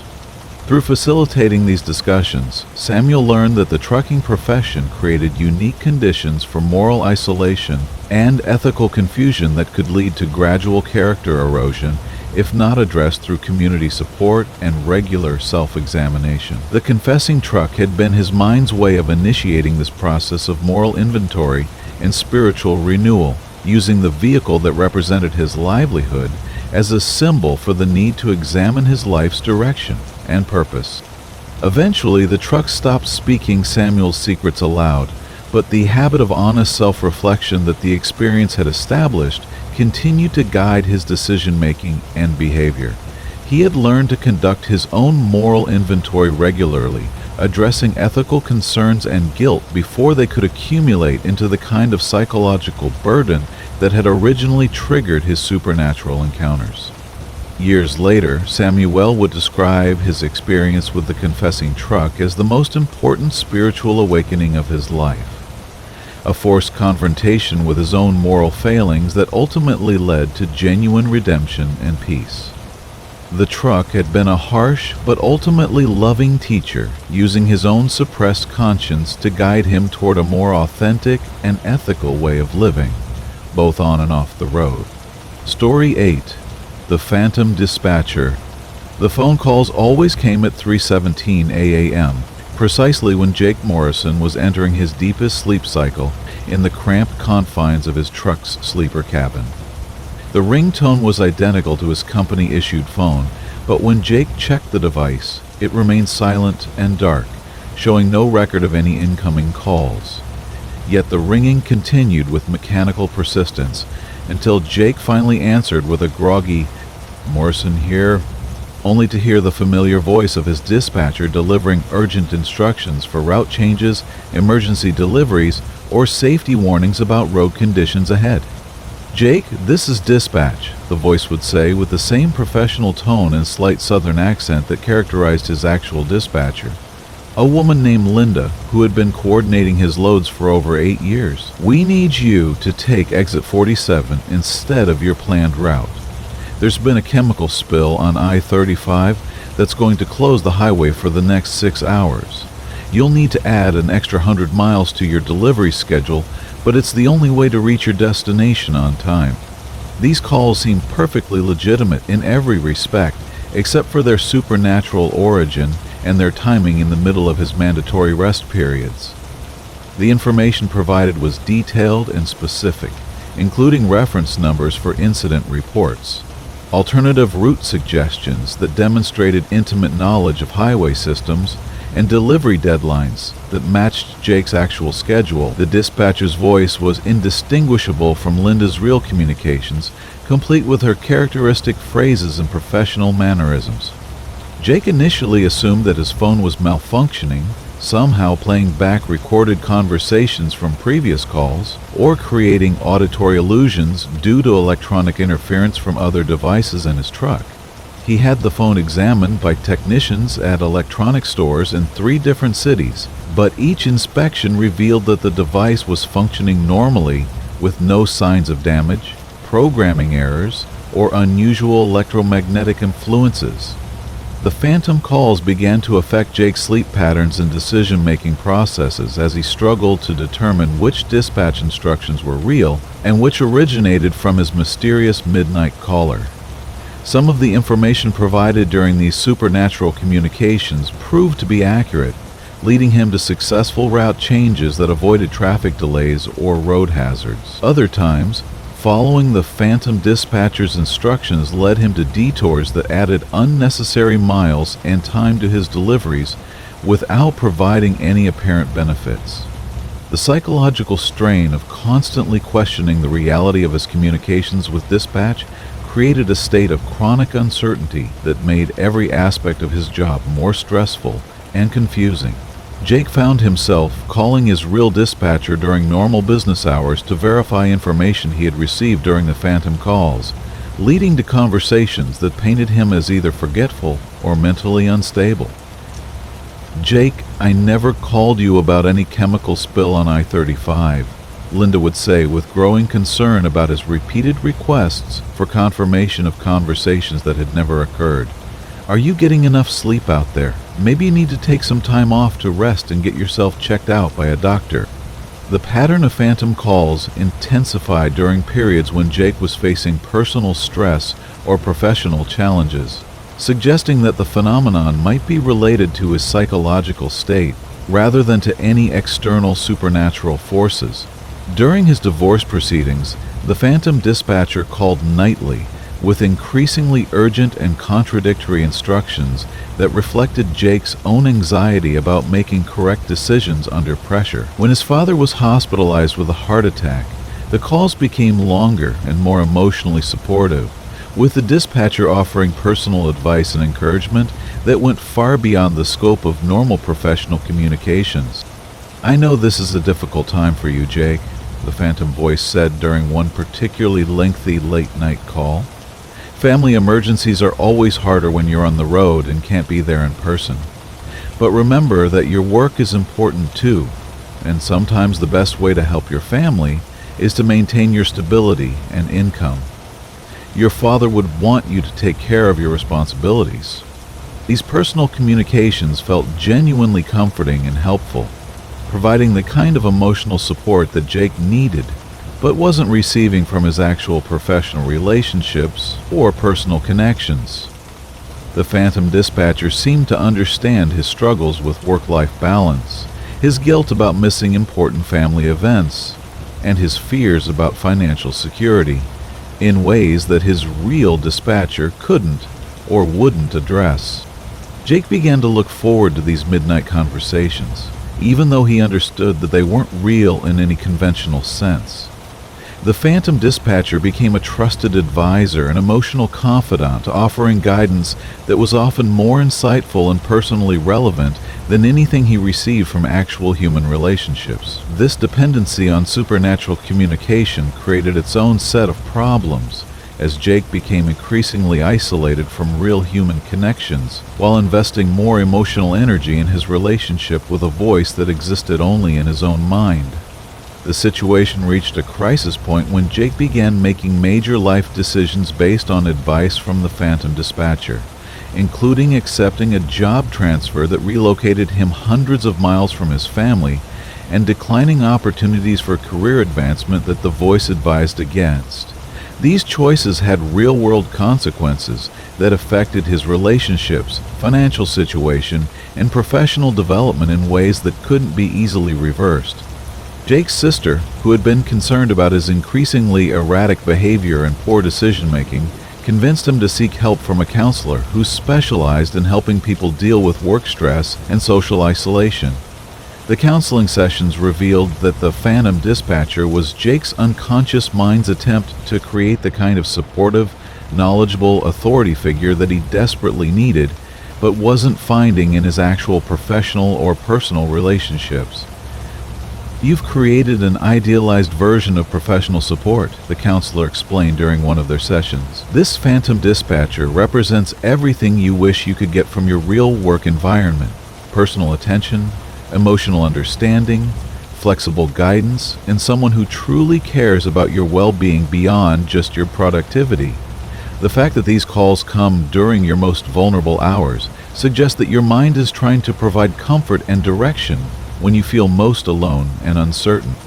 Understanding the psychological function of the phantom calls helped Jake develop healthier strategies for meeting his needs for guidance and support.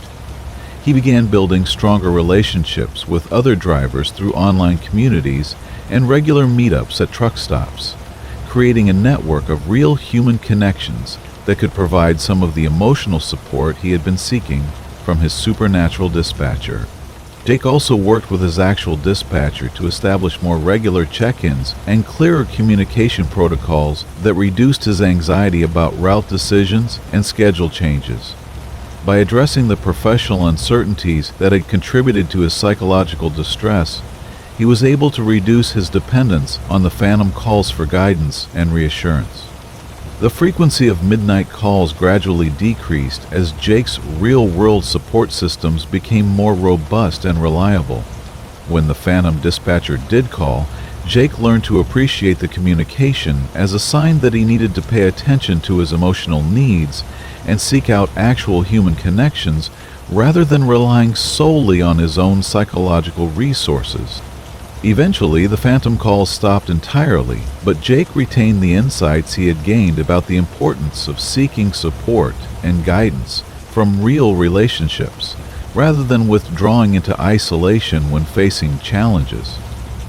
The experience taught him that even psychological symptoms that seemed purely supernatural often served important functions in highlighting unmet needs and pointing toward healthier ways of living and working. Story 9. The Midnight Visitor. The knocking always began softly, like raindrops against the aluminum door of Martin Chambers' truck cab, gentle enough that he initially mistook the sound for natural weather phenomena or the settling noises that large vehicles made during temperature changes.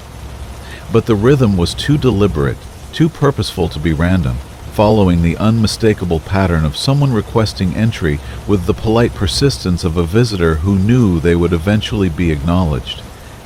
Martin had been parking at the same rest area in Nevada for over 5 years, using the isolated location as his regular overnight stop during cross-country hauls between California and the East Coast.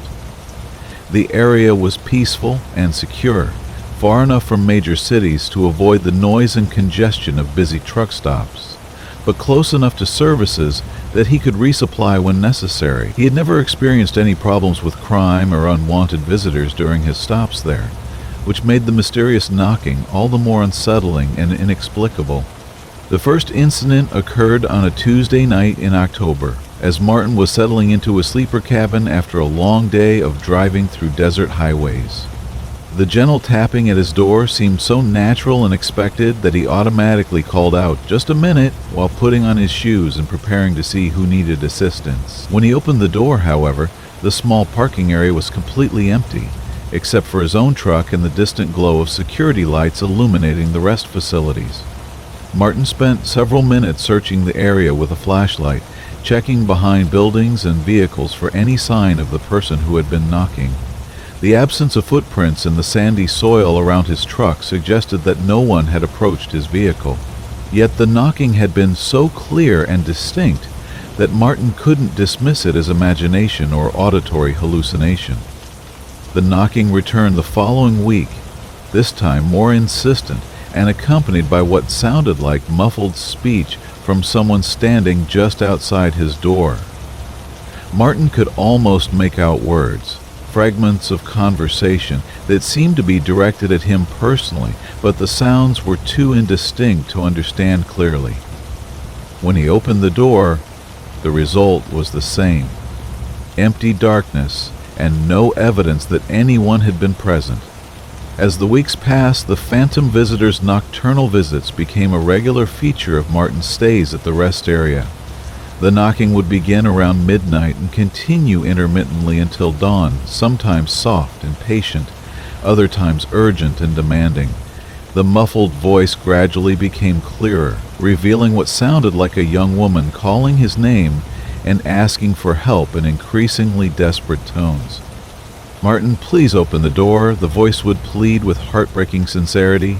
"I'm lost, and I don't have anywhere else to go. I just need someone to help me find my way home. Please, don't leave me out here alone." The emotional appeal of these requests created intense internal conflict for Martin, who had always prided himself on his willingness to help travelers in distress. Every instinct told him to respond to the woman's pleas for assistance, but his eyes and other senses provided no confirmation that anyone was actually present outside his truck. The disconnect between his auditory perception and visual reality created a state of constant confusion and anxiety that made restful sleep impossible. Martin began researching the history of the rest area, wondering if some past tragedy might explain the persistent presence he was experiencing. Local records revealed that the location had been the site of several accidents over the years, including a fatal collision involving a young woman whose car had skidded off the highway during a winter storm.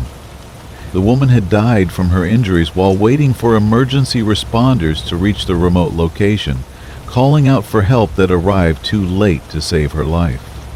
This discovery provided a potential explanation for the phantom knocking and voice, but it also raised disturbing questions about the nature of consciousness and the possibility that traumatic deaths might leave some form of spiritual residue in the locations where they occurred. Martin had never considered himself particularly susceptible to supernatural experiences, but the consistency and emotional intensity of his encounters at the rest area challenged his materialistic worldview. The psychological impact of these nightly visitations began to affect Martin's overall mental health and professional performance. Sleep deprivation from the interrupted nights made concentration difficult during his driving hours, while anxiety about the evening encounters created a constant state of nervous tension that affected his appetite, mood, and social interactions. Martin considered changing his route to avoid the haunted rest area, but financial pressures and scheduling constraints made alternative stops impractical. The location was perfectly positioned for his delivery schedule, and finding comparable parking elsewhere would require significant changes to his route that would reduce his earning potential and increase his travel time.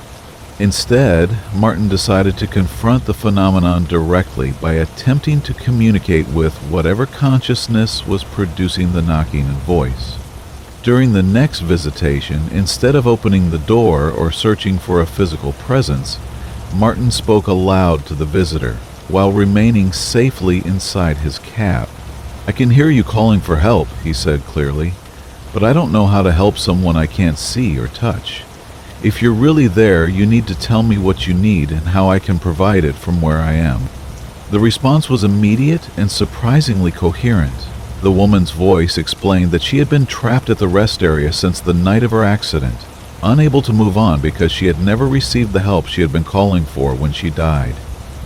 She didn't need physical assistance, but rather acknowledgement and compassion from someone who could hear her distress and validate her experience of being lost and afraid. "I just need someone to know that I was here," the voice said with profound sadness. "I need someone to remember that I was trying to get home to my family when the accident happened. I've been calling for help for so long, but everyone just drives away without hearing me." This explanation resonated with Martin's understanding of human psychology and the importance of being witnessed and acknowledged during times of crisis. He began spending time each evening talking with the phantom woman, listening to her story about the night she died and offering the compassion and understanding that she had been seeking for years. These conversations became surprisingly therapeutic for both participants. The woman found peace in having her experience validated and her memory honored, while Martin discovered that his role as listener and witness gave his stop at the rest area a sense of purpose that transcended mere convenience. He was providing a service that no one else could offer, bringing comfort to a consciousness that had been isolated and ignored for far too long. Over time, the desperate quality of the woman's pleas transformed into expressions of gratitude and friendship. She began sharing stories about her life before the accident, her dreams and hopes, her family relationships, and her reflections on the meaning of existence from her current unusual perspective. These conversations provided Martin with insights into mortality, compassion, and the enduring power of human connection that enriched his understanding of his own life and relationships. The nightly visitations gradually became less frequent as the woman's need for acknowledgement was satisfied through Martin's compassionate attention. When the knocking did occur, it was gentle and brief, more like a friendly greeting than a desperate plea for help. The voice expressed appreciation for Martin's willingness to listen and comfort rather than fear or dismissal. Eventually, the phantom visitations ceased entirely, but Martin continued to stop at the rest area as a form of memorial to the woman whose spirit he had helped find peace. He placed a small plaque near the location where her accident had occurred, honoring her memory and acknowledging the tragedy that had kept her consciousness bound to the location for so many years. Martin's experience with the midnight visitor taught him valuable lessons about the importance of witnessing and acknowledgement in healing psychological and spiritual wounds. He began volunteering with organizations that provided support to families dealing with sudden loss, using his experience to help others understand that the need to be heard and remembered extends beyond death and can be satisfied through compassionate listening and memorial recognition. The phantom knocking never returned, but Martin retained a heightened sensitivity to the presence of people in distress, whether living or deceased. His encounter with the lost spirit had opened his awareness to forms of communication and consciousness that existed beyond conventional perception, enriching his spiritual life and increasing his capacity for empathy and service to others who needed acknowledgement and compassion. Story 10. The Passenger Who Never Left. The woman appeared in Theodore Walsh's passenger seat on a rainy Thursday evening near the Oregon-Washington border, materializing so naturally that Theodore initially assumed she had been there all along and he had simply failed to notice her presence due to the poor visibility and his concentration on navigating treacherous mountain curves. She was elderly, perhaps in her 70s, with silver hair pulled back in a neat bun and wearing a flower print dress that seemed more appropriate for church services than highway travel. "Thank you for picking me up, dear," she said, in a gentle voice that carried the slight accent of someone who had emigrated to America decades earlier. "I've been waiting by the roadside for quite some time, and I was beginning to worry that no one would stop to offer assistance. These modern highways can be such lonely places for someone in my situation." Theodore glanced quickly at his passenger, confusion clouding his thoughts as he tried to remember when he had stopped to pick up a hitchhiker. His company had strict policies against providing rides to unauthorized passengers, and Theodore had always been scrupulous about following safety protocols and corporate regulations. The idea that he would have made such an impulsive decision to offer assistance to a stranger was completely contrary to his normal behavior and professional standards. "I'm sorry, ma'am," Theodore said cautiously, "but I don't remember stopping to pick you up. When did you get into my truck? I didn't see anyone by the roadside when I came through this area." The woman smiled kindly and patted his arm with a gesture that felt both comforting and proprietary. "Oh, you drivers work so hard and cover so many miles that it's natural for you to lose track of the details. You stopped about 20 miles back, near that little town with the antique shop and the diner that serves the wonderful apple pie. I was so grateful when you pulled over because my arthritis makes it difficult for me to walk long distances, especially in weather like this." Theodore had no memory of stopping at any town in the past 50 miles, but the woman's description was detailed enough to suggest that she was recalling an actual location rather than fabricating a story. He began to wonder if the stress and fatigue of his demanding schedule had caused him to experience a brief blackout or memory lapse that had erased his recollection of picking up his passenger. As they continued driving through the mountain pass, the woman began sharing stories about her life, her family, and her reasons for traveling.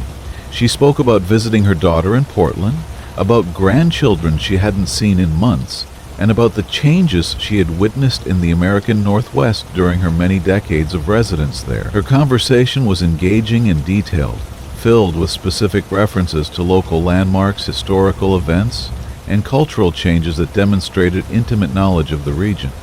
"I remember when this highway was just a 2-lane road," she said, while gazing out at the landscape passing by in the darkness. "My late husband and I used to drive this route every summer to visit his family in Seattle. The road was so narrow and winding that the trip took twice as long, but we didn't mind because we enjoyed the conversation and the scenery."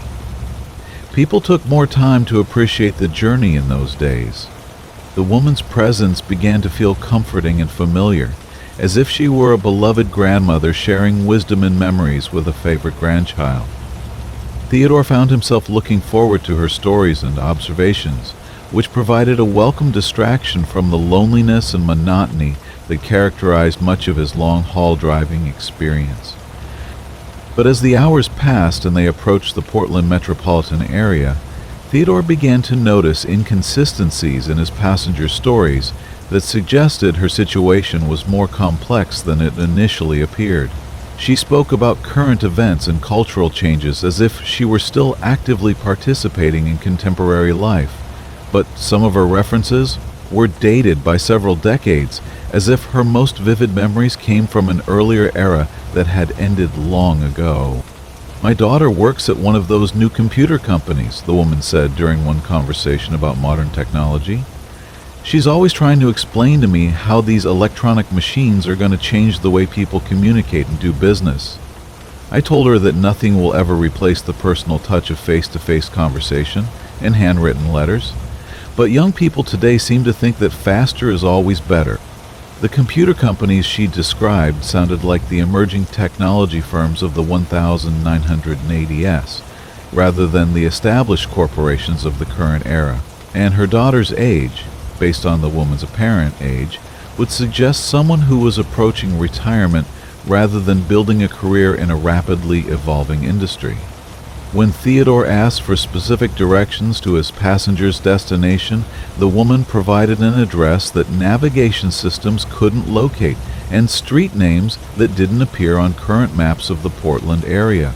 She seemed confused and distressed by this difficulty, insisting that she had lived at the same address for over 30 years and couldn't understand why modern technology was unable to find her neighborhood. "Perhaps the electronic maps haven't been updated recently," she suggested, with a kind of gentle confusion that elderly people sometimes display when confronted with technological limitations. "My neighborhood is well established, with mature trees and houses that have been there since the 1950s.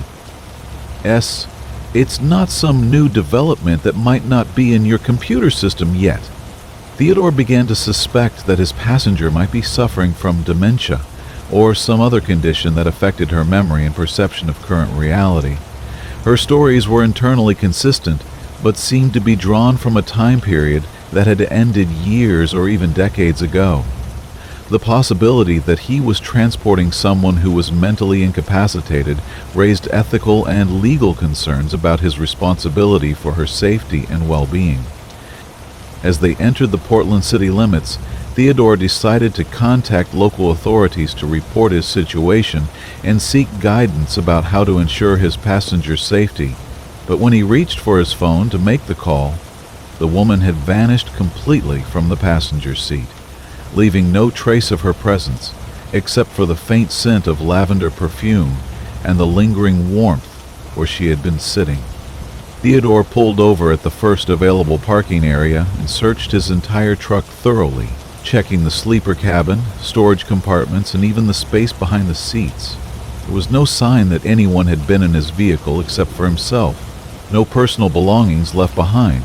No physical evidence that his passenger had ever existed outside of his own perception and memory.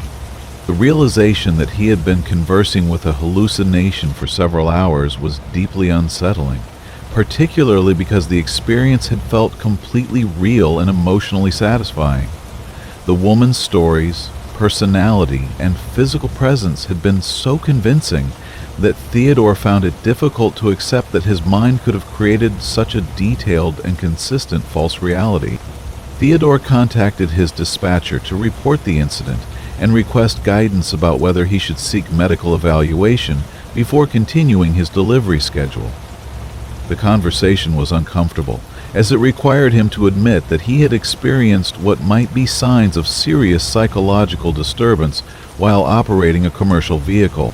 During his mandatory rest period, Theodore researched phantom passenger phenomena and discovered that his experience was far from unique among long-haul drivers. Many truckers reported similar encounters with passengers who appeared and disappeared without explanation, often during periods of stress, loneliness, or emotional transition. These experiences were frequently benign and even comforting, suggesting that they might serve psychological functions related to companionship and social connection. Theodore began to understand that his phantom passenger had appeared during a particularly difficult period in his personal life, when his recent divorce had left him feeling isolated and disconnected from meaningful relationships. The elderly woman had provided the kind of warm, accepting companionship that he had been missing, allowing him to experience conversation and human connection without the complications and vulnerabilities that characterized his real-world relationships. The experience taught Theodore important lessons about his own emotional needs and the dangers of extreme social isolation. He began making more effort to maintain contact with family and friends, scheduling regular phone calls and video chats that provided genuine human connection during his long journeys. He also started participating in online communities for truckers, sharing experiences and building relationships with other drivers who understood the unique challenges of his profession. While Theodore never encountered his phantom passenger again, he retained fond memories of their conversations and the comfort her presence had provided during a lonely and difficult time. The experience had shown him the power of his own mind to create the companionship he needed, but it had also motivated him to seek real relationships that could provide authentic and lasting connection. Years later, Theodore would describe his encounter with the phantom passenger as a turning point that helped him recognize the importance of social connection in maintaining psychological health and professional safety. The woman who had never really been there had taught him valuable lessons about loneliness, memory, and the human need for compassionate companionship that guided his approach to relationships for the rest of his career and life. Story 11. Dancing Shadows in the Headlights. The shadows began behaving strangely for Robert Chin on a moonless night in West Texas, where the flat landscape stretched endlessly in all directions under a canopy of stars that seemed close enough to touch. Robert had been driving this route for over 12 years and was intimately familiar with the way his headlights illuminated the road ahead, creating predictable patterns of light and shadow that helped him navigate the darkness safely and efficiently. But tonight, the shadows cast by his truck's powerful LED headlights were moving independently of their sources, stretching and contracting in ways that defy the laws of physics and optical science. At first, Robert assumed that fatigue was affecting his perception, causing him to misinterpret the normal movement of shadows as vehicles passed in opposite directions or as his truck navigated gentle curves in the otherwise straight highway. The desert could play tricks on anyone's mind, especially during late-night hours, when the vast emptiness and hypnotic rhythm of highway driving could induce a trance-like state that distorted sensory input and spatial awareness. But as Robert watched more carefully, the shadow anomalies became impossible to dismiss as simple misperception or visual fatigue. The shadow of a roadside fence post stretched across the highway like a dark ribbon, extending far beyond what the actual post's height and the angle of his headlights should have produced. The shadow of his own truck, visible in his side mirrors when reflected light hit surfaces at the proper angle, appeared to be several times larger than his actual vehicle, looming behind him like a massive specter that dwarfed the already substantial 18-wheeler he was driving. Most disturbing of all were the shadows that seemed to have no corresponding physical objects to cast them. Dark shapes moved across the illuminated portion of the highway, resembling the silhouettes of running figures, flying creatures, and moving vehicles that existed nowhere in the visible landscape. These phantom shadows appeared and disappeared with fluid grace, creating a shadow play that was both beautiful and terrifying in its complete disconnection from observable reality. Robert reduced his speed and increased his attention to the road ahead, concerned that the shadow distortions might be obscuring real hazards or obstacles that could create dangerous driving conditions. But the highway surface remained clear and well-maintained, with no evidence of the debris, animals, or other objects that the shadows seemed to represent. The disconnect between the shadow world and the physical world created a dual reality that made navigation increasingly challenging and psychologically unsettling. As the night progressed, the shadow phenomena became more elaborate and interactive, responding to Robert's movements and decisions in ways that suggested conscious awareness of his presence. When he changed lanes, the shadows would shift and reorganize themselves to accommodate his new position. When he adjusted his speed, the shadows would accelerate or decelerate to maintain their relative positions within his headlight beams. The most unnerving development was when the shadows began to form recognizable shapes and scenes that seemed designed to capture Robert's attention and provoke emotional responses. He saw shadow figures waving from the roadside, shadow animals crossing the highway, and shadow vehicles approaching from impossible angles that would have required them to be driving vertically up the sides of non-existent hills or through the empty air above the desert floor. Robert began speaking aloud to himself, providing a running commentary on his observations in an attempt to maintain his connection to reality and resist the hypnotic pull of the shadow world that was unfolding in his headlight beams. "The shadows are not real," he repeated like a mantra.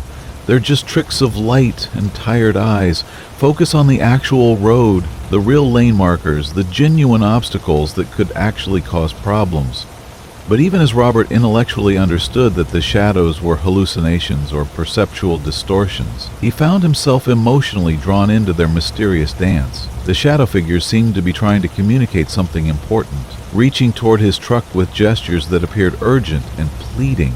The shadow animals moved with grace and purpose that suggested intelligence and intention rather than random neural misfiring or optical illusion. During a fuel stop at an isolated truck stop, Robert described his experiences to another driver who had been traveling the same route.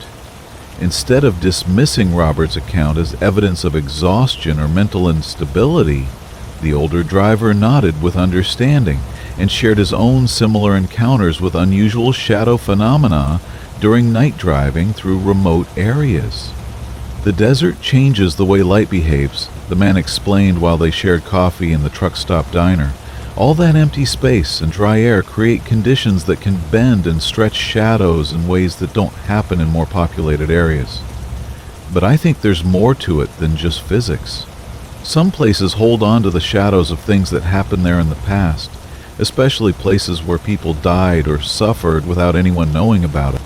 This perspective gave Robert a new framework for understanding his shadow encounters.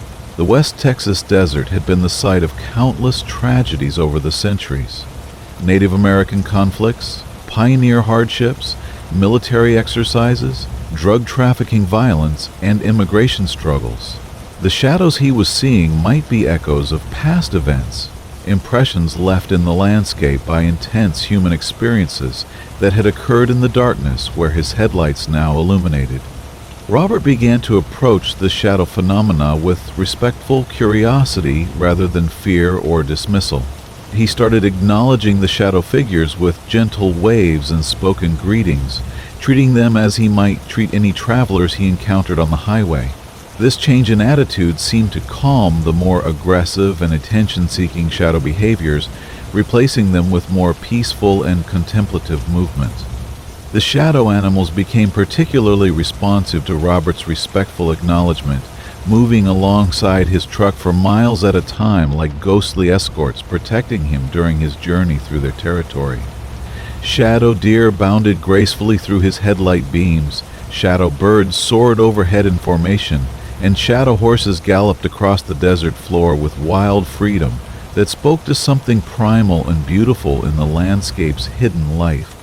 Robert developed a ritual of offering silent prayers or meditations for the people and animals whose shadows he encountered, recognizing that his headlights might be illuminating the final moments or most significant experiences of beings who had lived and died in this remote landscape. The practice transformed his night driving from a solitary endurance test into a form of moving memorial service that honored the history and mystery of the places through which he traveled. The shadow phenomena gradually became less frequent and intense as Robert's attitude shifted from resistance to acceptance and respect. When shadows did appear, they were more subtle and peaceful, adding mystery and beauty to his night driving experience rather than creating anxiety and confusion. Robert learned to navigate by the real world while appreciating the shadow world as a parallel dimension that enriched his understanding of the landscape's deeper significance. Over time, Robert became known among other drivers for his knowledge of West Texas highway conditions and his ability to travel safely through the region during challenging weather and visibility conditions. His experience with the shadow phenomena had enhanced his night vision and spatial awareness, teaching him to distinguish between real hazards and phantom threats while maintaining respect for the unknown forces that influenced his driving environment. Robert continued to encounter unusual shadow formations throughout his career, but they never again created the fear and confusion that had characterized his initial experiences. He had learned to see them as part of the landscape's natural mystery, phenomena that added depth and meaning to his travels without threatening his safety or professional competence. The shadow encounters taught Robert valuable lessons about perception, respect, and the importance of maintaining openness to experiences that couldn't be easily explained through conventional understanding. His willingness to acknowledge and honor the shadow world had transformed a potentially dangerous psychological phenomenon into a source of spiritual enrichment and professional enhancement that improved every aspect of his life on the road. Story 12. The Self-Writing Logbook. Douglas Fleming had always been meticulous about maintaining his driving logs, recording every mile, every rest period, and every fuel stop, with a precision that 25 years in the trucking industry had taught him was essential for regulatory compliance and professional success. His logbook was a model of accuracy and organization, a document that could withstand the scrutiny of any Department of Transportation inspection and serve as a reliable record of his professional activities and whereabouts. So when Douglas discovered that his logbook was writing itself, adding entries in his own handwriting for trips he had never taken and conversations he had never had, he knew that something fundamental about his reality had shifted in ways that challenged his understanding of consciousness, memory, and the nature of recorded truth. The phenomenon began subtly on a Monday morning in Missouri, when Douglas noticed that his previous day's entry included details about a rest stop in Kansas that he couldn't remember visiting. According to the logbook, he had stopped at a truck stop near Salina, purchased fuel, and had a conversation with another driver about road conditions in Colorado. The entry was written in Douglas's characteristic handwriting, complete with his typical abbreviations and the small sketches he occasionally drew in the margins to illustrate interesting sights or unusual weather conditions. Douglas examined the entry carefully, looking for signs that someone else might have written in his logbook as a prank or practical joke. But the handwriting was unmistakably his own, down to the specific way he formed certain letters and the slight rightward slant that had characterized his writing since childhood. Even more convincing was the inclusion of personal thoughts and observations that only Douglas would have recorded, such as his concern about his truck's fuel efficiency and his satisfaction with making good time despite road construction delays. Initially, Douglas assumed that he was experiencing memory problems, perhaps related to stress or fatigue, that was causing him to forget routine stops and activities. He had heard about truckers developing cognitive issues after years of irregular sleep and high-pressure schedules, and he wondered if his meticulous record-keeping habits were somehow continuing even when his conscious mind wasn't fully engaged with the process. But as the phantom entries became more frequent and elaborate, Douglas realized that the logbook was recording experiences that he couldn't possibly have forgotten, even if his memory was compromised.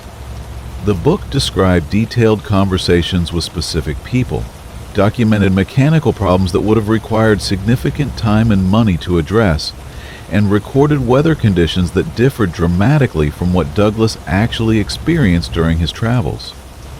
One particularly disturbing entry described Douglas stopping to assist at a serious traffic accident near Oklahoma City, providing first aid to injured victims and giving a statement to police officers who responded to the scene.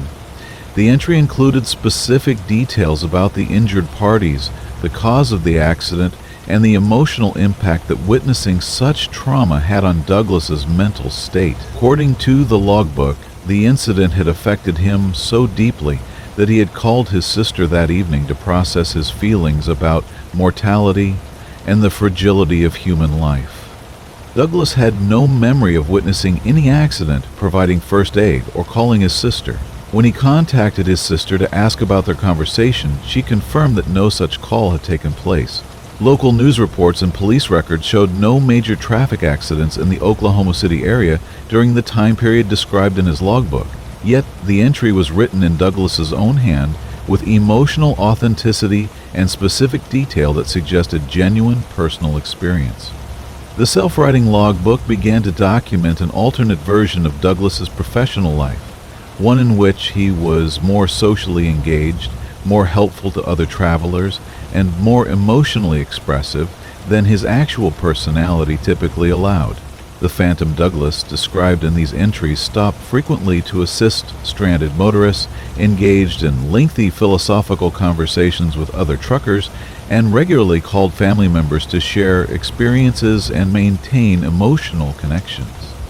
This alternate version of himself was clearly an idealized projection of the person Douglas wished he could be, but felt too shy, too busy, or too emotionally guarded to become in reality. The logbook was documenting not his actual experiences, but his aspirational experiences, recording the kind of meaningful and socially connected life that he secretly longed for, but rarely achieved in his day-to-day existence. Douglas began to study the phantom entries as a window into his own unconscious desires and values, recognizing that his hand was somehow recording experiences that reflected his deepest wishes for personal growth and social connection. The self-writing phenomenon was forcing him to confront the gap between his actual behavior and his ideal behavior, showing him possibilities for a more fulfilling and authentic way of living and working. The turning point came when Douglas decided to try living more like the phantom version of himself described in the logbook entries. Instead of avoiding social interactions and focusing solely on efficient trip completion, he began stopping to help stranded motorists, engaging in conversations with other drivers, and making the phone calls to family members that his logbook claimed he was already making. To his surprise, Douglas discovered that these behaviors came more naturally than he had expected, and provided emotional satisfaction that far exceeded the minor inconveniences they created in his schedule. The real-world experiences he began having closely matched the phantom experiences described in his logbook, as if the book had been providing a script or guidebook for a more fulfilling way of living. As Douglas's actual behavior began to align with the aspirational experiences recorded in his logbook, the frequency of phantom entries decreased dramatically. The book seemed to recognize that its purpose as a catalyst for personal growth had been achieved, and that Douglas no longer needed supernatural guidance to live the kind of life he truly wanted. The final phantom entry appeared on a Thursday evening in Pennsylvania, written in Douglas's handwriting but expressing thoughts that felt like a message from his own higher self. Today I realize that the person I've been pretending to be in this logbook is the person I actually am when I stop being afraid of connection and vulnerability. The experiences I thought I was imagining were actually memories of the future, showing me who I could become if I had the courage to step outside my comfort zone and engage fully with the world around me. Douglas kept the logbook with its phantom entries as a reminder of the transformation that had occurred in his life and perspective. The self-writing phenomenon had served as a form of unconscious coaching, guiding him toward behaviors and attitudes that aligned with his deepest values, and brought greater meaning and satisfaction to his professional and personal relationships. Years later, Douglas would describe the self-writing logbook as the most effective teacher he had ever encountered, a manifestation of his own wisdom that had found a way to communicate with his conscious mind through the medium of familiar record-keeping practices. The phantom entries had shown him that personal growth often requires external prompts or unusual circumstances to overcome the inertia and fear that keep people trapped in unfulfilling patterns of behavior. The experience taught Douglas that consciousness and identity are more fluid and mysterious than he had previously understood, and that transformation often begins with imagining or documenting the person we want to become before we have the courage to actually become that person. The logbook had been both a mirror and a map, reflecting his aspirations while providing directions for achieving them through deliberate action and authentic self-expression. Story 13. The CB Radio Oracle. The voice came through Danny Rodriguez's CB radio at 3:33 a.m. on a stretch of empty highway in Nebraska, cutting through the static with crystalline clarity that made every word sound like a divine pronouncement echoing through the darkness. Danny had been monitoring Channel 19 for traffic updates and driver chatter, but the airwaves had been silent for over an hour as he traveled through the sparsely populated agricultural region where few truckers ventured during the overnight hours. Breaker 19. This is an emergency broadcast for the driver of the Blue Peterbilt eastbound at mile marker 247, the voice announced with somber authority. Danny Rodriguez, you need to hear this transmission. Your time of departure from this world is approaching rapidly.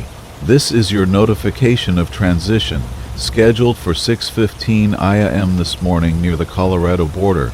Please acknowledge this communication and prepare for your journey to the next dimension. Danny's hands trembled on the steering wheel as he processed the impossible content of the message. No one on the CB radio could have known his name, his truck's color and model, or his precise location on the highway.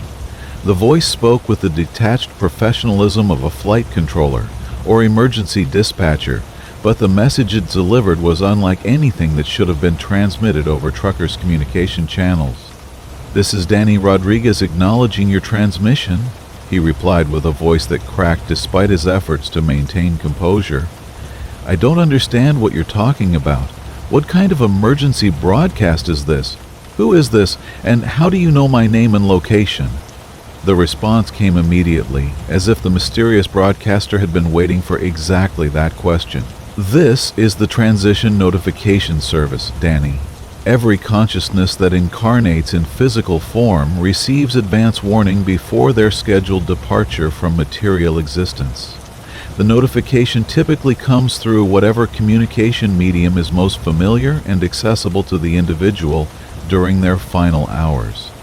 For truck drivers, that medium is usually the CB radio. The explanation was delivered with matter-of-fact calmness that made the supernatural content seem almost reasonable, as if death notifications were simply another form of highway information service that Danny had somehow overlooked during his 15 years of professional driving. The voice continued with specific details about the circumstances of his approaching demise, describing a collision with a deer that would occur when Danny fell asleep at the wheel due to exhaustion and caffeine withdrawal. "Your death will be instantaneous and painless," the voice assured him with clinical detachment. "The impact will occur at approximately 6:15 a.m. when your truck drifts into the median and strikes a adult male white-tailed deer that will be crossing the highway at that precise moment. The collision will cause your vehicle to overturn, resulting in fatal injuries that will cause your consciousness to separate from your physical form immediately." Danny felt a surge of terror and disbelief that made his heart race and his palms sweat despite the cool morning air flowing through his cab. The voice's prediction seemed absurdly specific and impossible to verify, yet something about its authoritative tone and detailed knowledge of his situation made it difficult to dismiss as a prank or hallucination. "This can't be real," Danny protested, his voice rising with panic. "People don't get advance notice of their deaths through CB radios. This is impossible. You're some kind of sick joker playing with people's minds. There's no such thing as a transition notification service." But even as Danny voiced his skepticism, he realized that he was indeed feeling the fatigue and caffeine withdrawal that the voice had mentioned. He had been driving for 14 hours straight, sustained only by coffee and energy drinks that were now wearing off, leaving him with the familiar combination of exhaustion and jittery nervousness that made concentration difficult and microsleep episodes increasingly likely. The voice responded to his protests with patient understanding, as if it regularly encountered resistance from people receiving death notifications. "Your skepticism is natural and expected, Danny. Most individuals refuse to accept the reality of their transition until the moment it occurs. However, this notification system exists to provide you with an opportunity to make different choices that could alter the predicted outcome.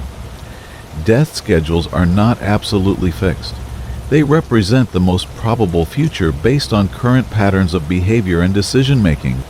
This revelation transformed Danny's terror into desperate hope. If the voice was telling the truth about the possibility of changing his fate, then the supernatural warning might be a gift rather than a curse, an opportunity to prevent the tragedy that would otherwise claim his life in less than 3 hours. "What do I need to do to change what's going to happen?" Danny asked urgently. "How can I avoid this accident that you're predicting? Tell me what choices I need to make differently." The voice provides specific and practical guidance that addressed the immediate factors contributing to Danny's dangerous condition. "You must stop driving immediately and rest for at least 4 hours to counteract the fatigue that will cause you to fall asleep at the wheel. You should also consume food and water to stabilize your blood sugar and counteract the effects of excessive caffeine. Most importantly, you must call your dispatcher to report that you are taking mandatory rest time due to safety concerns." Danny pulled over at the next truck stop and followed the voice's instructions exactly, even though doing so meant missing his delivery deadline and potentially facing disciplinary action from his employer. The supernatural warning had convinced him that his life was more valuable than his job security, and he was willing to accept professional consequences in order to avoid the fatal accident that had been predicted. During his rest period, Danny researched online to see if other truckers had reported similar experiences with supernatural death notifications through CB radios. He discovered numerous accounts of drivers receiving mysterious warnings about impending accidents, health emergencies, and other life-threatening situations through their communication equipment. Many of these warnings had proven accurate when drivers ignored them, but some drivers reported successfully avoiding predicted tragedies by following the guidance they received. The phenomenon appeared to be most common among drivers who were operating under dangerous conditions due to fatigue, substance abuse, or psychological distress. The supernatural warnings seemed to emerge during situations when normal safety mechanisms had failed and drivers were approaching critical decision points that would determine their survival or demise. After resting for 6 hours, Danny resumed his journey with renewed energy and awareness. As he passed the location where his accident had been predicted to occur, he saw the deer that the voice had mentioned, standing near the roadside exactly where it would have entered his path if he had been driving according to his original schedule. The sight of the animal confirmed the accuracy of the supernatural warning and filled Danny with profound gratitude for the mysterious intervention that had saved his life. The voice never returned to Danny's CB radio, but the experience fundamentally changed his approach to safety and decision-making during his driving career. He became much more attentive to his physical and psychological condition, taking breaks whenever he felt fatigue or stress building to dangerous levels. He also began paying attention to intuitive warnings and unusual thoughts that might represent his subconscious mind's attempt to communicate important safety information. Danny shared his experience with other drivers through online forums and truck stop conversations, contributing to a growing awareness of supernatural safety phenomena in the trucking community. His story helped other drivers recognize that mysterious warnings or unusual experiences might represent legitimate guidance that could prevent accidents and save lives. The experience taught Danny that consciousness and communication exist in forms that transcend conventional understanding, and that the universe might possess mechanisms for protecting individuals who are willing to listen to guidance that comes through unconventional channels.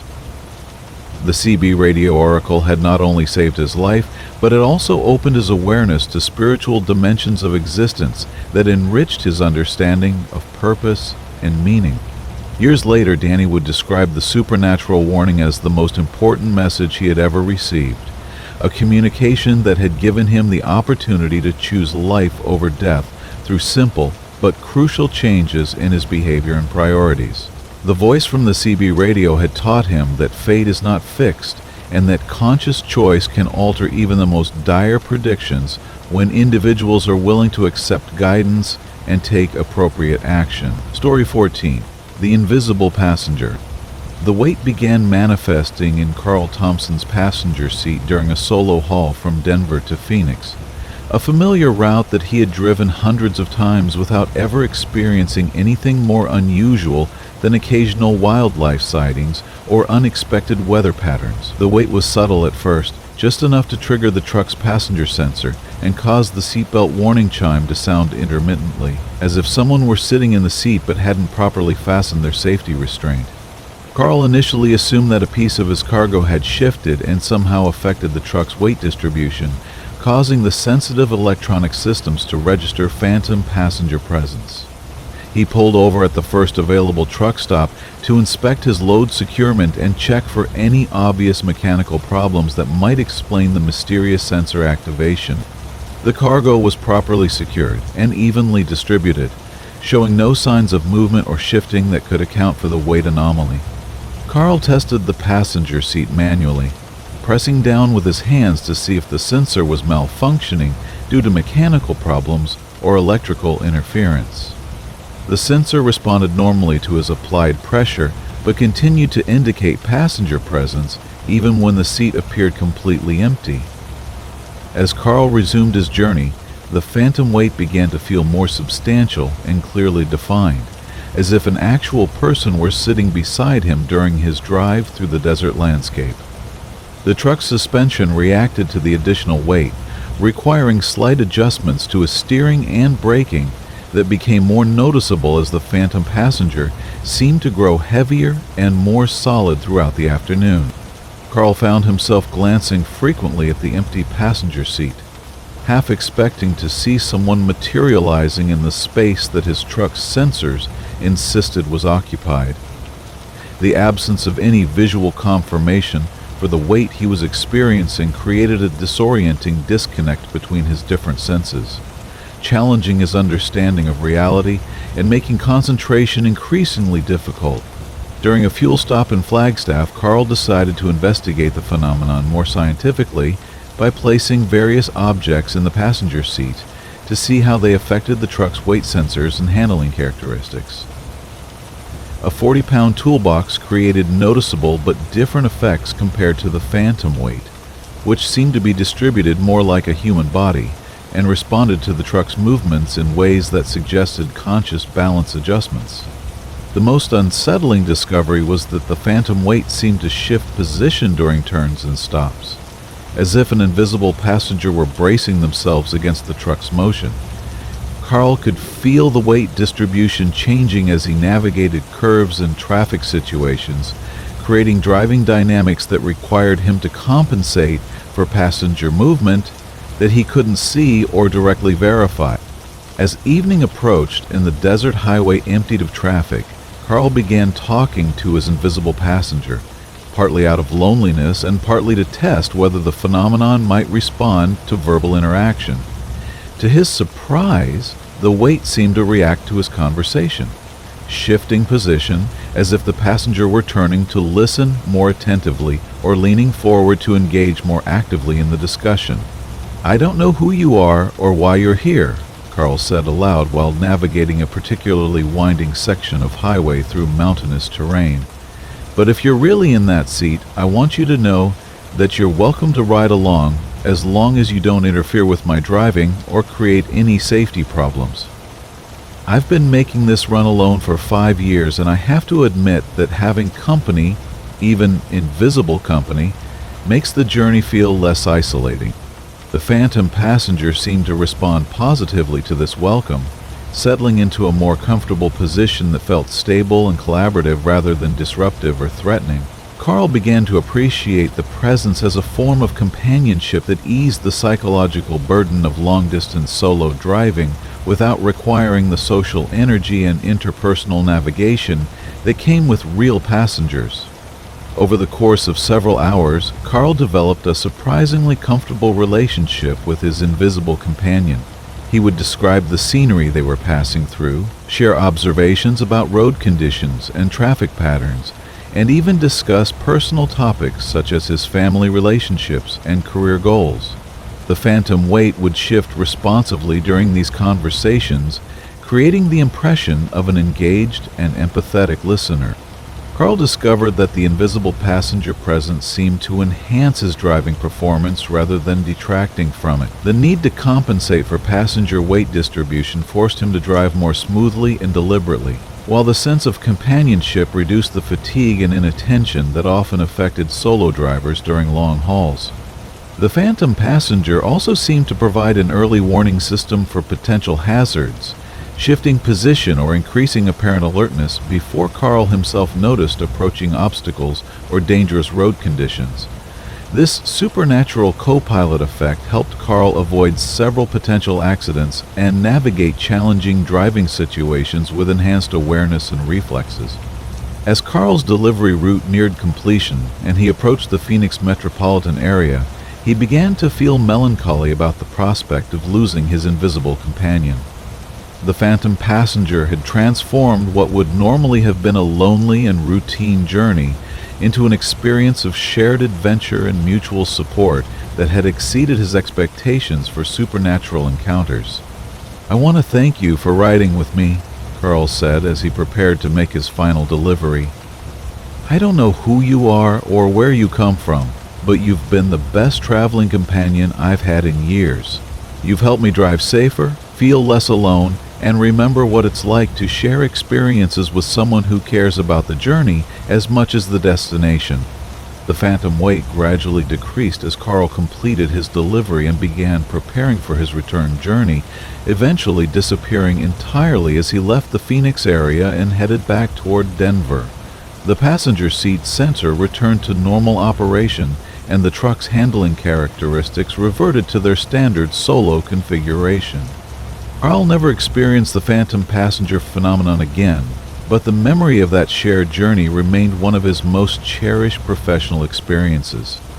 The invisible companion had taught him valuable lessons about the importance of mental engagement and emotional connection during long-distance driving, encouraging him to maintain awareness and appreciation for his travels, rather than simply enduring them as necessary hardships. The experience also led Carl to become more open to providing rides to actual passengers, when company policies and safety considerations permitted, recognizing that shared experiences could enhance rather than complicate his professional activities. The phantom passenger had shown him the value of companionship and collaboration that could be achieved even under the most unusual circumstances. Years later, Carl would describe his invisible passenger as an angel or guardian spirit that had appeared during a period when he needed guidance and support, but was too isolated or proud to ask for help from living people. The supernatural companion had provided exactly the kind of presence and assistance that he required to navigate both the physical challenges of his route and the emotional challenges of his increasingly solitary lifestyle. Story 15. Messages in the Frost. The words appeared on Mitchell Kane's windshield during a frigid January morning in Montana, spelled out in delicate frost patterns that formed while his truck was parked at a remote rest area where temperatures had dropped to 20 degrees below zero overnight. Mitchell discovered the crystalline message when he emerged from his sleeper cabin to begin his pre-trip inspection, finding his name written in elegant script across the glass surface where his defroster would normally have created uniform melting patterns. Mitchell Kane. The frost spelled in flowing letters that seemed too precise and deliberate to be the result of random ice crystal formation. The message was positioned at exact eye level, as if someone had carefully calculated the optimal placement for maximum visibility and impact. Mitchell stood transfixed by the impossibility of what he was observing, knowing that frost patterns were determined by temperature differentials and moisture content, rather than by conscious intelligence or deliberate communication. Mitchell examined the windshield carefully, looking for signs that someone might have traced the letters with their finger, or used some other method to create the message artificially. But the frost formation appeared completely natural, composed of the same delicate ice crystals that covered every other surface of his truck. The letters were formed by variations in crystal density and orientation that created readable text without any obvious mechanical intervention. As Mitchell started his engine and activated the windshield defroster, the frost message began to dissolve in a specific pattern that revealed additional words underneath the initial layer. Remember Sarah appeared as the first letters melted away, followed by she needs you to forgive, and finally call her today.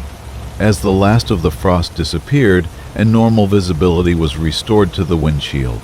The name Sarah and the message about forgiveness struck Mitchell with profound emotional impact, as they referred to his estranged daughter who had cut off contact with him 3 years earlier following a bitter argument about her choice of career and lifestyle. Mitchell had been too proud and stubborn to make the first move toward reconciliation, while Sarah had apparently been waiting for an acknowledgement of wrongdoing that Mitchell had been unwilling to provide. Mitchell sat in his truck for several minutes processing the implications of receiving such a personal and specific message through windshield frost formation. The supernatural communication had addressed the most painful and unresolved relationship in his life, providing guidance that he desperately needed but had been unable to generate through his own emotional resources and decision-making processes. Over the following days, frost messages continued to appear on Mitchell's windshield whenever he parked overnight in cold weather conditions. The messages varied in content and complexity, sometimes offering practical advice about route selection or mechanical maintenance, other times providing spiritual guidance about personal growth and relationship healing. Take the Highway 287 through Wyoming. One message advised during a particularly challenging delivery schedule: construction delays on I-80 will cost you 6 hours. Mitchell followed this guidance and discovered that the alternate route indeed avoided major traffic problems that would have significantly delayed his delivery and potentially resulted in customer complaints or scheduling conflicts. Another frost message provided information about a developing mechanical problem that hadn't yet become apparent through normal inspection procedures. Check your air brake lines before driving today, the crystalline letters warned. Leak developing near rear axle could cause failure. Mitchell's inspection revealed the beginning of a leak that could have resulted in brake failure if left unaddressed, potentially causing a serious accident. The most meaningful Frost messages continue to focus on Mitchell's relationship with his daughter, providing specific suggestions for rebuilding their connection and healing the emotional wounds that had driven them apart. Sarah graduated last month, one message informed him. Send flowers with a note saying you're proud of her accomplishments. When Mitchell followed this advice, he received his first communication from Sarah in 3 years. A brief but warm thank you message that opened the door for further conversation. Mitchell began documenting the Frost messages by taking photographs before starting his engine, creating a record of the supernatural guidance he was receiving. The messages were consistently accurate and helpful, providing information and advice that improved both his professional performance and personal relationships in ways that exceeded what Mitchell could have achieved through conventional means. The phenomenon seemed to be most active during periods when Mitchell was facing important decisions or emotional challenges that required wisdom and courage beyond his normal capabilities. The Frost messages served as a form of spiritual counseling that addressed his deepest needs while respecting his independence and free will to choose whether or not to follow the guidance provided. As Mitchell's relationship with Sarah gradually healed through phone calls, letters, and eventually face-to-face meetings, the Frost messages became less frequent and more celebratory in tone. She Loves You appeared one morning after a particularly meaningful conversation with his daughter. Trust Is Growing followed several weeks later after Sarah had invited Mitchell to visit her new home and meet her boyfriend. The final Frost message appeared on the morning when Mitchell was preparing to drive to Sarah's wedding, an event that represented the complete restoration of their relationship and his acceptance back into her life as a loving and supportive father. Today you become whole again, the crystal spelled across his windshield. Joy and forgiveness have healed what anger and pride had broken. Mitchell never received another Frost message after his daughter's wedding, but the experience had fundamentally transformed his understanding of communication, guidance, and the possibility that consciousness might exist in forms that transcended normal human experience. The crystalline letters had been more than supernatural curiosity. They had been instruments of healing that had guided him toward the most important reconciliation of his life. The experience taught Mitchell that wisdom and guidance often come through unexpected channels, and that remaining open to unusual forms of communication can lead to breakthroughs that conventional approaches cannot achieve. The Frost messages had provided exactly the kind of spiritual counseling and practical advice that he needed to overcome his own emotional limitations and rebuild the relationship that mattered most to him. Years later, Mitchell would describe the Frost messages as divine intervention that had used the natural world to deliver supernatural guidance during the most crucial period of his emotional and spiritual development. The windshield had become a tablet for heavenly communication that had saved his relationship with his daughter and taught him invaluable lessons about forgiveness, humility, and the enduring power of parental love. Story 16. The Bleeding Dashboard. The first drop of blood appeared on Harold Whitman's dashboard during a routine inspection stop in Nevada. A single crimson bead that seemed to materialize from nowhere on the black plastic surface near his GPS display. Harold initially assumed that he had somehow injured himself during his pre-trip inspection and failed to notice the minor cut that was producing the blood. But a careful examination of his hands, arms, and face revealed no wounds or abrasions that could account for the mysterious bleeding. Harold wiped away the blood drop with a paper towel and continued his inspection. But within minutes, another drop appeared in a slightly different location on the dashboard, followed by another, and then several more, in a pattern that suggested active bleeding from a source that existed somewhere within or above the dashboard structure itself. The blood appeared to be completely normal in color, consistency, and behavior, flowing and coagulating exactly as human blood would under similar temperature and humidity conditions. Harold collected a sample in a small container, thinking that laboratory analysis might provide clues about the source and nature of the mysterious bleeding, but the specimen disappeared overnight, leaving behind only a faint reddish stain that gradually faded to invisibility.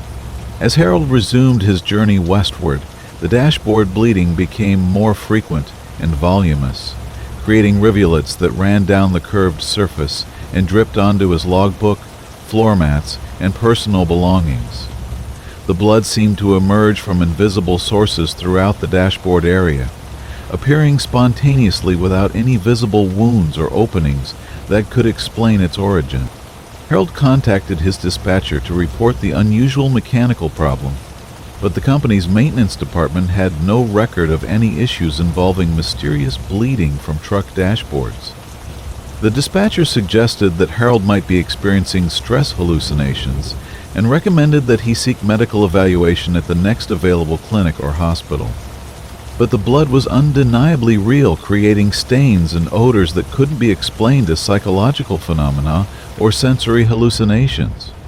Harold began covering his dashboard with plastic sheeting and towels to protect his equipment and documents from the continuous bleeding, creating a makeshift barrier that became soaked with blood within hours of being installed. The emotional impact of driving a truck that appeared to be bleeding from multiple invisible wounds was profoundly disturbing to Harold's psychological well-being. The constant presence of blood created an atmosphere of injury and mortality that made concentration difficult and transformed his familiar cab into a space that felt haunted by violence and suffering. Harold began researching the history of his truck, wondering if some past tragedy might explain the supernatural bleeding that was occurring in his dashboard. Company records revealed that the truck had previously been driven by a man named Frank Morrison, who had died of a heart attack while parked at a truck stop in Colorado 2 years earlier. Frank had been discovered slumped over his steering wheel, and the official cause of death was cardiac arrest brought on by years of poor diet, stress, and lack of exercise. But according to informal accounts from other drivers who had known Frank, his final hours had been marked by complaints of severe headaches and nosebleeds that his fellow truckers had attributed to high blood pressure or altitude sickness. Frank had apparently been bleeding from his nose and mouth during the hours before his death, creating stains on his dashboard and seat that had been cleaned by company personnel before the truck was reassigned to Harold. This discovery suggested that the mysterious bleeding might be a supernatural echo of Frank's final medical crisis, a spiritual residue left behind by the trauma and suffering that had occurred in the truck's cab during its previous driver's death. The blood that Harold was observing might be a manifestation of Frank's spirit, still experiencing the physical distress that had preceded his cardiac arrest. Harold began speaking aloud to Frank's spirit, acknowledging his presence and expressing sympathy for the suffering he had endured during his final hours. "Frank, I know you died in this truck, and I'm sorry that your last moments were painful and frightening. But you don't need to keep bleeding here. You're not in that body anymore, and you don't have to relive that medical emergency over and over again." The bleeding seemed to respond to Harold's compassionate acknowledgement, decreasing in frequency and intensity as he continued to address Frank's spirit with respect and understanding. Harold began sharing stories about his own experiences with the truck, describing the routes he was traveling and the cargo he was hauling, as if including Frank in his ongoing professional activities. "We're carrying auto parts to California today, Frank," Harold would say during his daily communications with the spirit. "The weather's been good, and traffic hasn't been too heavy. I think you would have enjoyed this run, especially the stretch through the mountains where the scenery is so beautiful. I hope you can still appreciate these roads from wherever you are now." These conversations seemed to bring comfort to both Harold and Frank's spirit, transforming the bleeding dashboard from a source of horror into a medium for spiritual communication and mutual support. The blood drops became less frequent and eventually took on a more peaceful quality, appearing occasionally as if Frank were simply letting Harold know that he was still present, and grateful for the companionship. Harold developed a ritual of placing a small flower or meaningful object on the dashboard each morning as a memorial gesture for Frank, acknowledging his continued presence while encouraging him to find peace and move on to whatever spiritual destination awaited him. These offerings seemed to be appreciated, as the bleeding would typically stop for several hours after each memorial placement. The final bleeding episode occurred as Harold was completing what would have been Frank's favorite route through the Rocky Mountains, a challenging but scenic drive that Frank had apparently requested frequently during his years with the company.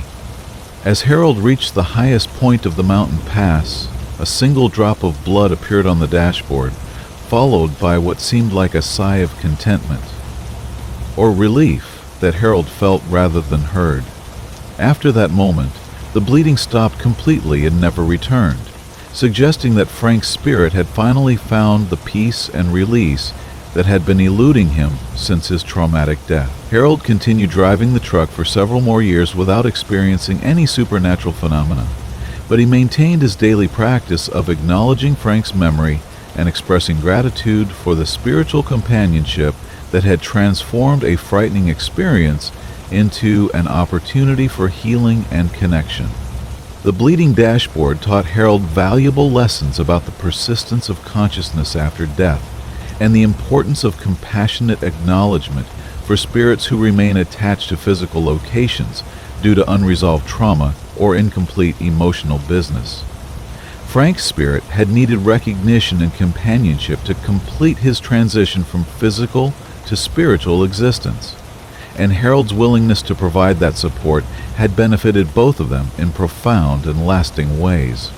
Years later, Harold would describe his experience with Frank's bleeding spirit as one of the most meaningful relationships of his trucking career, a supernatural mentorship that had taught him about courage, compassion, and the enduring bonds that can exist between people who share common experiences and mutual respect. The blood that had initially terrified him had ultimately become a bridge between worlds, facilitating communication and healing that transcended the boundaries of life and death.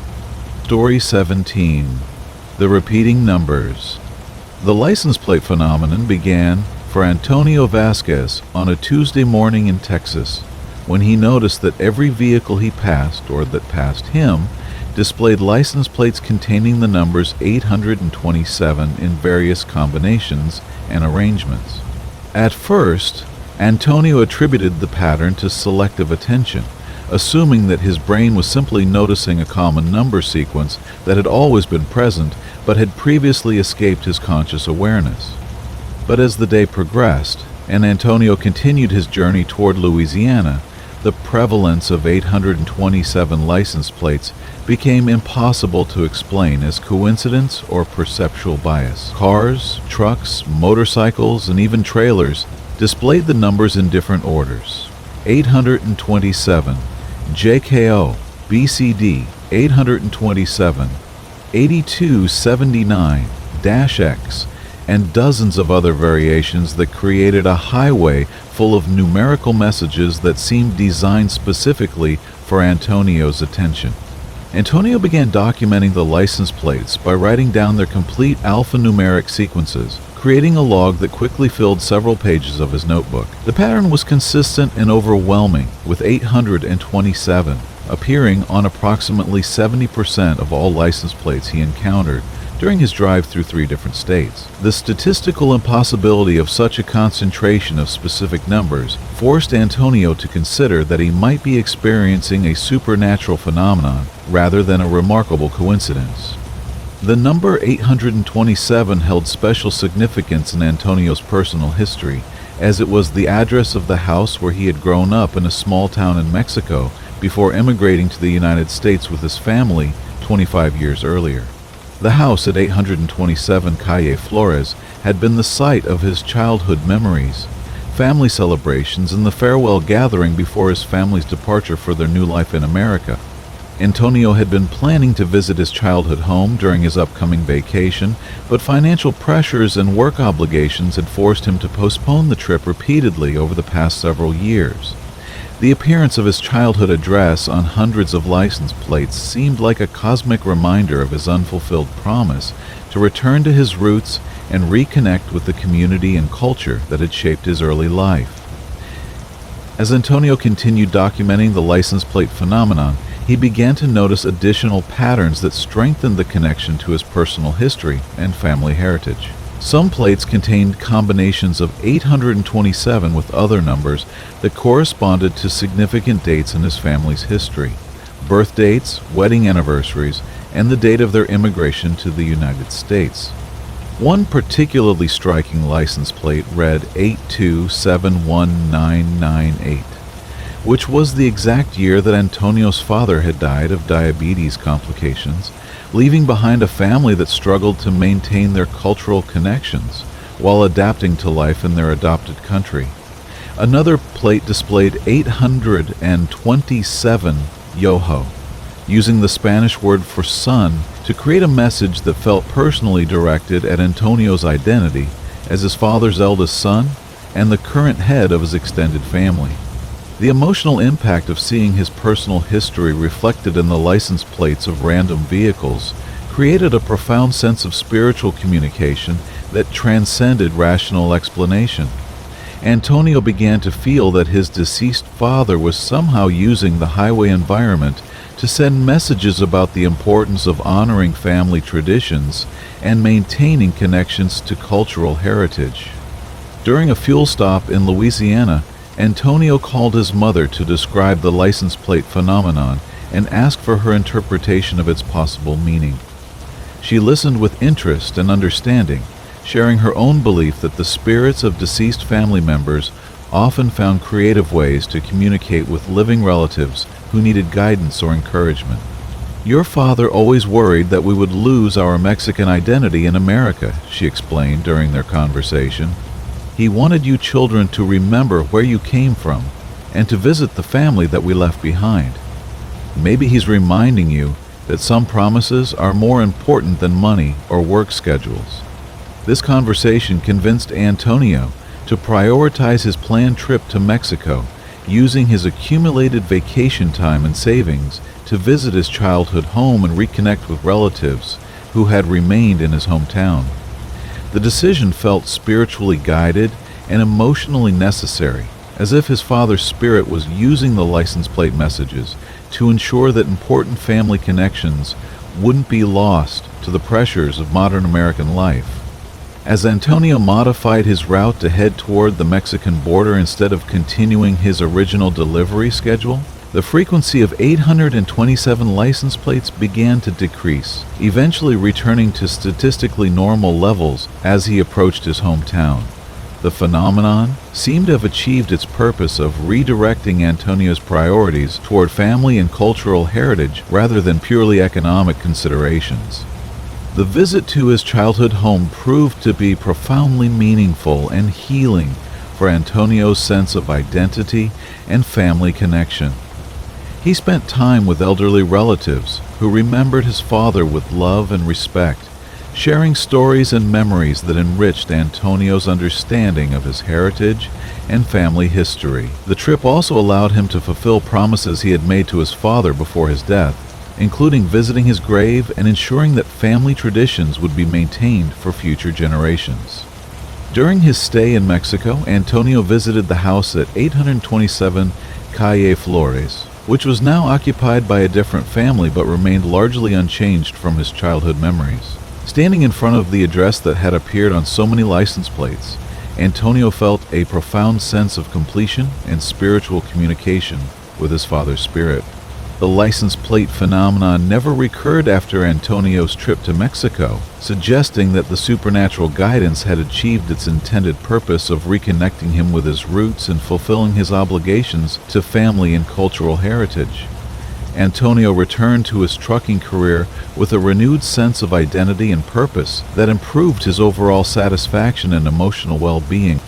The experience taught Antonio valuable lessons about the importance of balancing economic necessity with spiritual and emotional needs, and about the creative ways that deceased loved ones might communicate guidance to help living family members make important life decisions. The repeated numbers had served as a form of spiritual GPS, redirecting his life's journey toward destinations that mattered more than financial gain or professional advancement. Years later, Antonio would describe the 827 license plate phenomenon as his father's final gift to him, a supernatural intervention that had prevented him from losing touch with the cultural and family connections that gave his life deeper meaning and purpose. The highway had become a medium for spiritual communication that transcended the boundaries between life and death, delivering messages of love and guidance that improved every aspect of Antonio's personal and professional existence. Story 18, The Otherworld Window. The passenger side window of Elena Rodriguez's truck began displaying an alternate reality on a foggy Thursday morning in Oregon, showing landscapes and activities that bore no resemblance to the actual highway environment through which she was traveling. Elena first noticed the phenomenon while navigating a winding mountain road through dense forest when she glanced to her right and saw what appeared to be a bustling city street filled with pedestrians, shops, and vehicles that existed nowhere in the remote wilderness area where she was actually driving. The alternate world visible through her passenger window was vivid and detailed, displaying a level of visual complexity that seemed impossible to achieve through hallucination or optical illusion. Elena could see individual people walking along sidewalks, reading newspapers, entering and exiting buildings, and conducting the daily activities of urban life in a metropolitan environment that was completely inconsistent with her actual location. Elena pulled over at the next available turnout to investigate the phenomena more carefully, examining her truck's windows for signs of damage, film, or electronic displays that might explain the impossible imagery she was observing. The passenger window appeared completely normal from the exterior, showing accurate reflections of the surrounding forest landscape. But from inside the cab, the window continued to display the alternate urban reality with consistent detail and movement. The two worlds seemed to exist simultaneously in the same space, with Elena's actual environment visible through her driver's side window and windshield, while the passenger window revealed an entirely different dimension of existence. The contrast between the rural mountain setting and the urban cityscape created a disorienting dual reality that challenged Elena's understanding of perception, space, and the nature of parallel universes. As Elena resumed her journey down the mountain highway, the alternate world visible through her passenger window began to change and evolve, displaying different locations and time periods that seemed to follow their own logic and geography. She saw desert landscapes with ancient ruins, tropical beaches with crystal clear water, snow-covered plains with herds of wild animals, and futuristic cities with architecture that defied conventional engineering principles. The alternate reality window seemed to respond to Elena's emotional state and mental focus, displaying environments that reflected her current mood or addressed her psychological needs. During stressful periods of heavy traffic or challenging road conditions, the window would show peaceful, natural settings that provided visual relief and emotional comfort. When Elena felt lonely or isolated, the window would display scenes of human community and social connection that eased her sense of separation. Elena began to experiment with the phenomenon by consciously focusing on specific desires or interests to see if the alternate world would respond to her mental direction. When she thought about her childhood home in California, the window began displaying scenes from her hometown, showing familiar streets, buildings, and even people who resembled her family members and childhood friends. The most remarkable discovery was that the alternate world seemed to exist in real time, with weather patterns, lighting conditions, and daily activities that followed logical progressions and natural rhythms. Elena could watch sunrise and sunset in the alternate reality, observe seasonal changes over the course of weeks, and follow the ongoing lives of people who appeared regularly in the window's display. One particularly fascinating aspect of the phenomenon was the occasional appearance of alternate versions of Elena herself, living different lives and making different choices in the parallel reality. She would see herself working as a teacher in a small town, running a restaurant in a coastal city, or traveling the world as a photographer. These alternate selves appeared happy and fulfilled, living lives that represented paths not taken in Elena's actual existence. The alternate reality window became a source of inspiration and comfort during Elena's long-haul journeys, providing mental stimulation and emotional support that exceeded what she could achieve through conventional entertainment or communication methods. The constantly changing scenery and activities offered unlimited variety and interest, making even the most routine drives feel like adventures through multiple dimensions. Elena began documenting the alternate world through detailed written descriptions and sketches, creating a journal that recorded the various locations, people, and events she observed through her passenger window. The journal became a creative outlet that enhanced her appreciation for the phenomenon while providing a record of experiences that no one else could share or verify. The emotional impact of regularly observing alternate versions of her life and world created both inspiration and melancholy for Elena, as she was reminded of the infinite possibilities that existed beyond her current circumstances. The window showed her that reality was far more flexible and varied than she had previously understood, but it also highlighted the limitations and choices that defined her actual existence. During a particularly difficult period when Elena was considering leaving the trucking profession due to burnout and dissatisfaction, the alternate reality window began displaying scenes of her future self successfully transitioning to new careers and lifestyles. She saw herself teaching driving skills to new truckers, starting her own transportation business, and eventually retiring to a small farm where she raised animals and grew vegetables. These glimpses of possible futures provided Elena with hope and direction during her career crisis, showing her that change was possible and that her current dissatisfaction was temporary rather than permanent. The alternate reality window had become a counseling tool that helped her envision positive outcomes and make decisions that aligned with her deeper values and aspirations.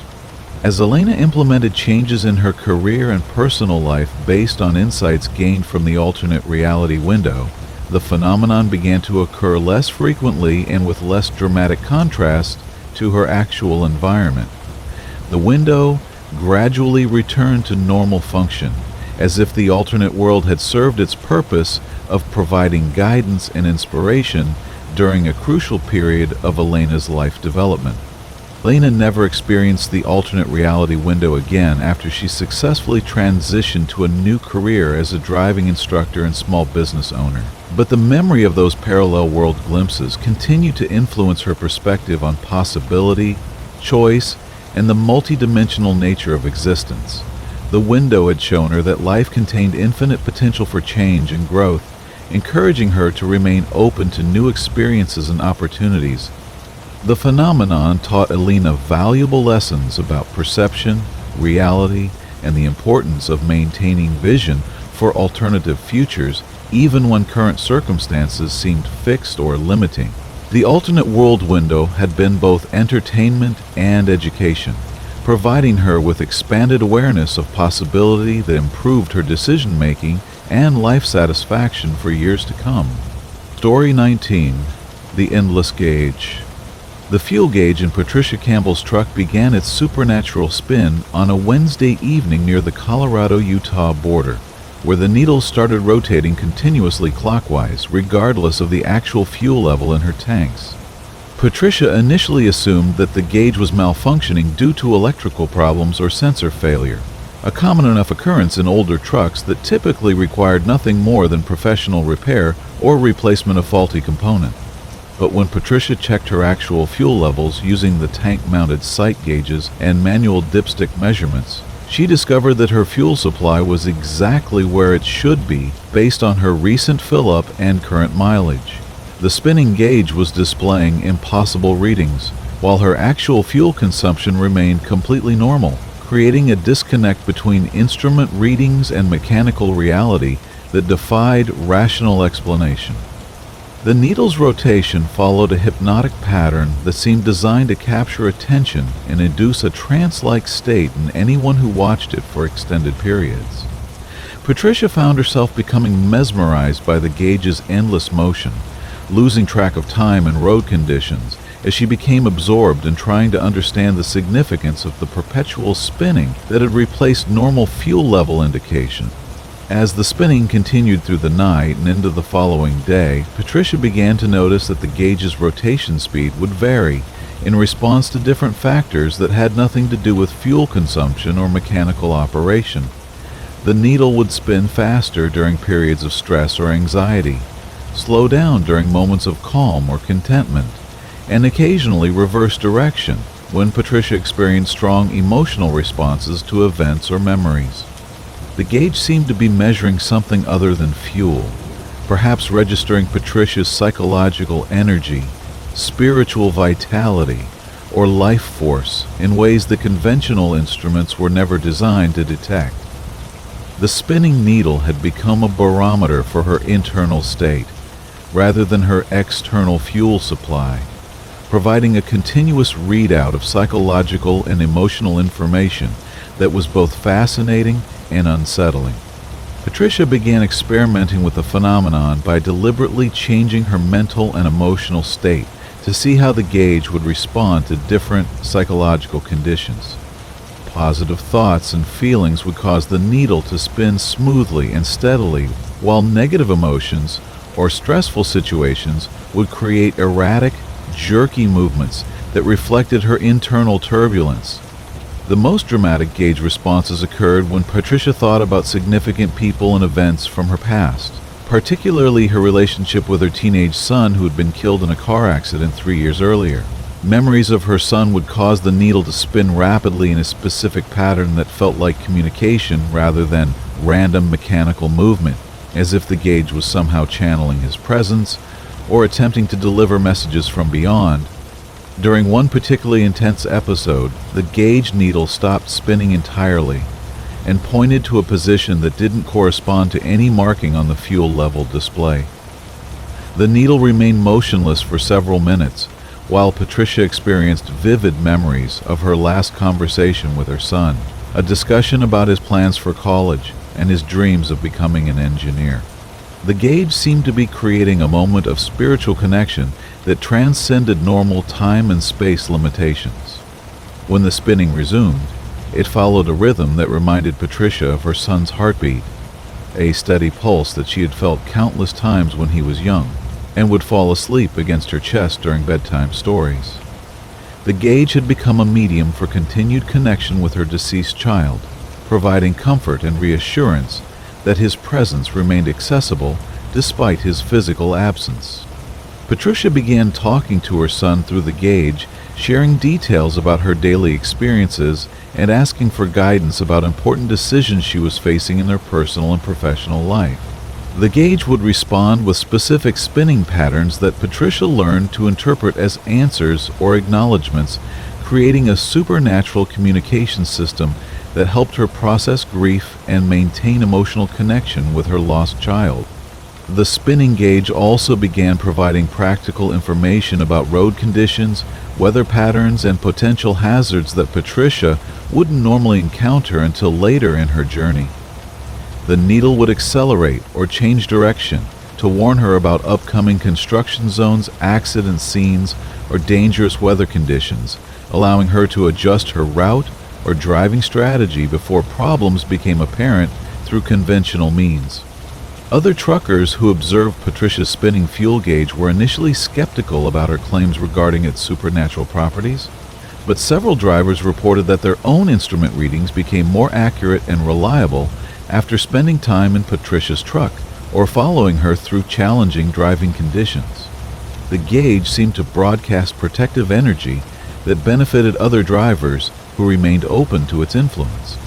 Patricia's delivery schedules became remarkably efficient and problem-free as she learned to trust the gauge's guidance about route selection, timing, and vehicle maintenance needs.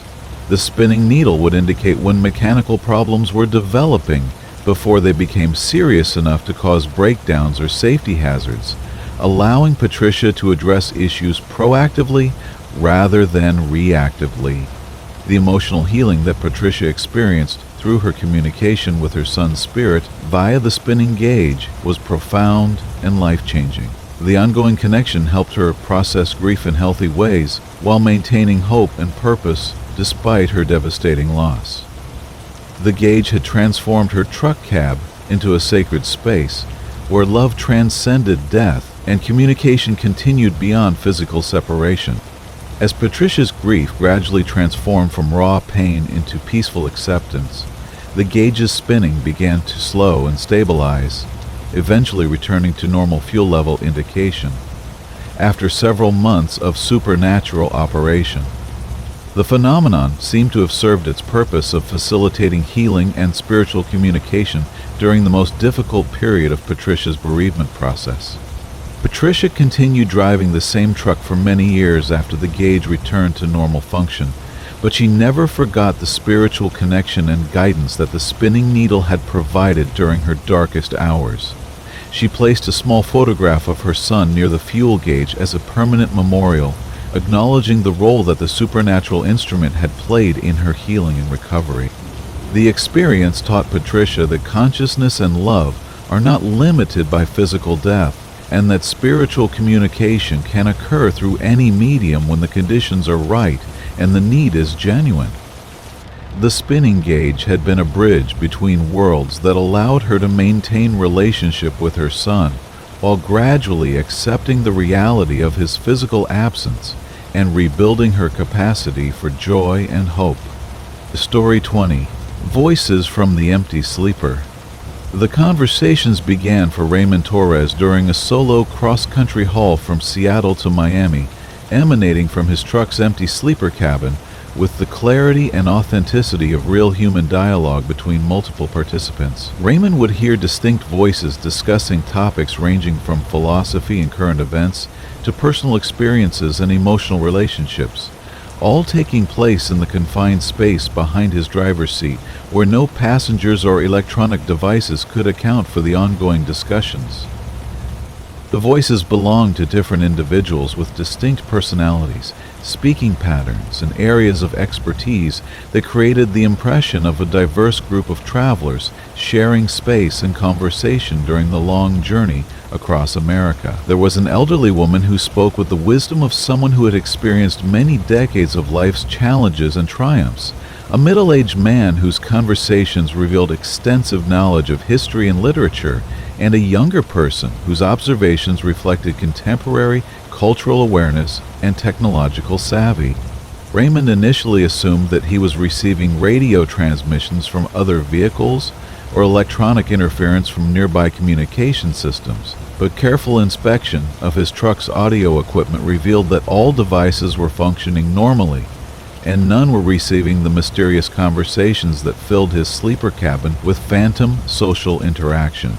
The voices seemed to be aware of Raymond's presence and would occasionally direct comments and questions toward him, creating opportunities for him to participate in discussions that were far more intellectually stimulating and emotionally satisfying than the solitary experience that characterized most of his long-haul journeys. The invisible passengers treated Raymond as a valued member of their travel group, seeking his opinions and sharing their knowledge in ways that made him feel genuinely included and appreciated. The elderly woman, whom the others called Margaret, often shared stories about her experiences during historical events that Raymond had only read about in books or seen depicted in movies. She described living through the Great Depression, World War II, the Civil Rights Movement, and other significant periods with personal detail that brought historical events to life in ways that academic sources could never achieve. Her perspectives on social change and human resilience provided Raymond with insights that enhanced his understanding of American culture and history. The scholarly man, who identified himself as Professor Williams, engaged Raymond in philosophical discussions about the meaning of travel, the nature of consciousness, and the relationship between individual experience and universal truth. These conversations challenged Raymond to think more deeply about his own life choices and values, encouraging intellectual growth that made his driving time feel productive and enriching rather than merely endurable. The young person in the group, whose voice suggested someone in their 20s or 30s, helped Raymond understand contemporary technology, social media trends, and cultural developments that he had been too busy or isolated to follow closely. This generational perspective helped Raymond feel more connected to modern society and better equipped to relate to younger people in his personal and professional relationships. The conversations among the invisible passengers continued throughout Raymond's journey, providing constant companionship and mental stimulation that transformed what would normally have been a lonely cross-country drive into an educational and social experience. The voices would discuss the landscapes they were passing through, comment on regional differences in culture and customs, and share observations about the communities and lifestyles they encountered along their route. Raymond began to look forward to these conversations more than any other aspect of his driving experience, often extending his driving hours to spend more time listening to and participating in the discussions that filled his sleeper cabin with warmth and intellectual energy. The invisible passengers had become his most valued companions, providing friendship and wisdom that exceeded what he received from most of his real-world relationships. The voices demonstrated extensive knowledge about Raymond's personal history and current circumstances, offering advice and support that addressed his specific needs and challenges with remarkable accuracy and sensitivity. They helped him work through problems with his family relationships, provided guidance about financial decisions, and offered encouragement during periods of professional difficulty or personal doubt. Margaret frequently shared wisdom about dealing with loneliness and isolation, drawing from her own experiences as a widow who had learned to find meaning and connection despite physical separation from loved ones. Her advice helped Raymond develop strategies for maintaining emotional health during extended periods away from home and family, teaching him that solitude could be productive and enriching rather than merely endured. Professor Williams engaged Raymond in discussions about the philosophical implications of modern transportation and communication technology, helping him understand his role as a trucker in the broader context of human civilization and economic development. These conversations gave Raymond a greater sense of purpose and dignity in his profession, encouraging him to see his work as essential to social functioning rather than merely a way to earn money. The younger voice provided Raymond with practical advice about using technology to stay connected with family and friends, introducing him to communication tools and social platforms that helped him maintain relationships despite his nomadic lifestyle. This guidance significantly improved Raymond's ability to participate in his family's daily life and maintain emotional connections that had been deteriorating due to physical absence. As Raymond's cross-country journey neared completion and he approached his destination in Miami, the conversations from his sleeper cabin began to focus on themes of transition, completion, and new beginnings. The invisible passengers expressed gratitude for the journey they had shared and offered final words of wisdom and encouragement for Raymond's future travels and life experiences. Margaret reminded Raymond that every journey changes the traveler in ways that can't be fully understood until much later, encouraging him to remain open to the lessons and growth opportunities that his traveling lifestyle provided. Professor Williams emphasized the importance of continuing to learn and grow intellectually regardless of age or circumstances. The younger voice encouraged Raymond to maintain his newly developed connections and communication skills. The voices gradually faded as Raymond completed his delivery and prepared for his return journey, eventually disappearing entirely as he left the Miami area.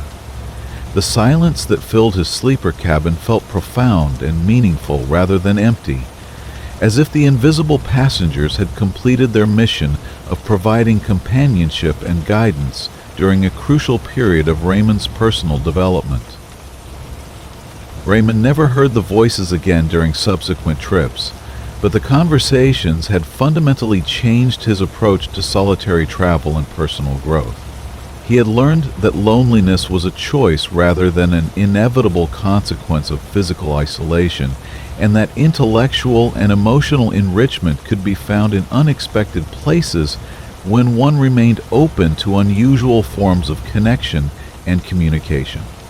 The experience taught Raymond that consciousness and companionship exist in forms that transcend physical presence, and that the most meaningful relationships can sometimes develop with beings whose existence can't be verified through conventional means. The voices from his empty sleeper cabin had provided exactly the kind of friendship and guidance that he needed during a transitional period in his life, helping him develop skills and perspectives that improved every aspect of his personal and professional existence. Years later, Raymond would describe his encounter with the invisible passengers as the most educational and emotionally satisfying journey of his trucking career, an experience that had taught him invaluable lessons about learning, growth, and the importance of remaining open to wisdom and companionship, regardless of their source or nature. The empty sleeper cabin had been filled with more genuine human connection than many spaces occupied by physical people, demonstrating that meaningful relationships can develop anywhere that kindness, curiosity, and authentic communication are welcomed and nurtured.